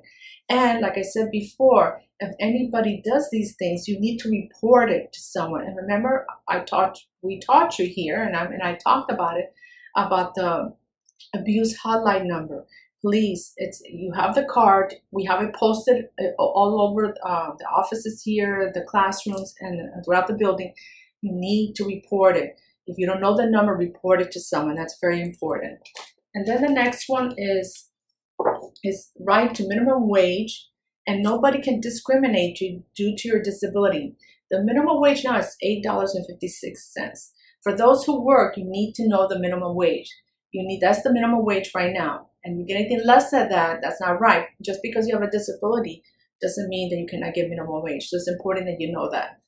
And the next one is the right to physical exam and behavior modification. What that means is that sometimes people's behavior change and they look like they're misbehaving or they're being very difficult or disruptive. Sometimes it's important to get a physical checkup before you try to get a behaviorist to come and see you. It's important to see maybe something's wrong with you physically. Like for instance, it could be you may have a thyroid problem, or you have high blood pressure or diabetes. Something they need to have that checked out because it can affect your behavior. If you're not feeling well, you're going to start acting out. So we want to make sure there's nothing physically wrong with you. If there's nothing physically wrong with you, then a behaviorist can help you with your behavior, but it's important to be checked out first, and that's important. The next one is the right to humane, discipline, service that protect personal liberty, provide the least restrictive environment to achieve personal outcome. That's a lot of words. I'm going to explain this to you, what that means. So let's go to let's break it up. Let's talk about the first one, humane, discipline, service that protect personal liberty. That means if someone does something wrong or you misbehave, okay, in a problem, you have the right for nobody to yell at you, threaten you, or hit you, or take away things from you just because that happens, that you're misbehaving and that's not right. No, you have the right, for instance, to be protected. So if that happens, we here at the WOW Center, we talk to you. We let you know, help you recognize what you do wrong or what you're not doing, and teach you what's the right way to behave or the right way of doing things. We respect you. We don't, remember we said the right to dignity, and humane care. So we don't mistreat you. So that's what's important. You should not be, just because if you're having a bad day and you're not doing something, nobody should be threatening you or yelling you, okay? That's not right. Remember, humane discipline. You should be treated with fairness, okay? The other one, provide the least restricted environment to achieve personal outcome. Okay, what does that mean? Is that the person choose, you choose your own goal, okay? And we teach you step by step how to accomplish your goal, and we help the person to communicate on how he or she wants to learn that goal. So and remember, you choose that specific goal.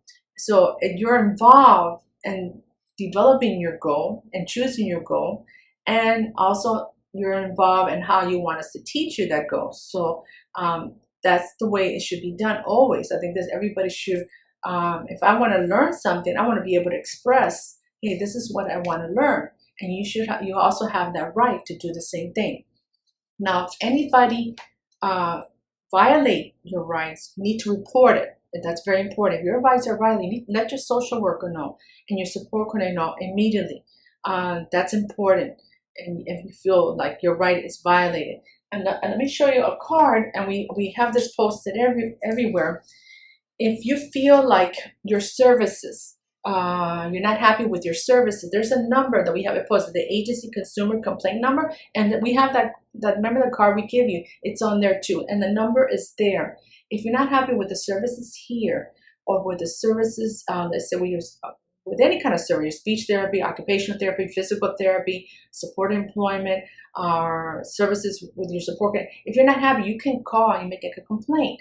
And you can report it. You should be happy with your services, and that's important.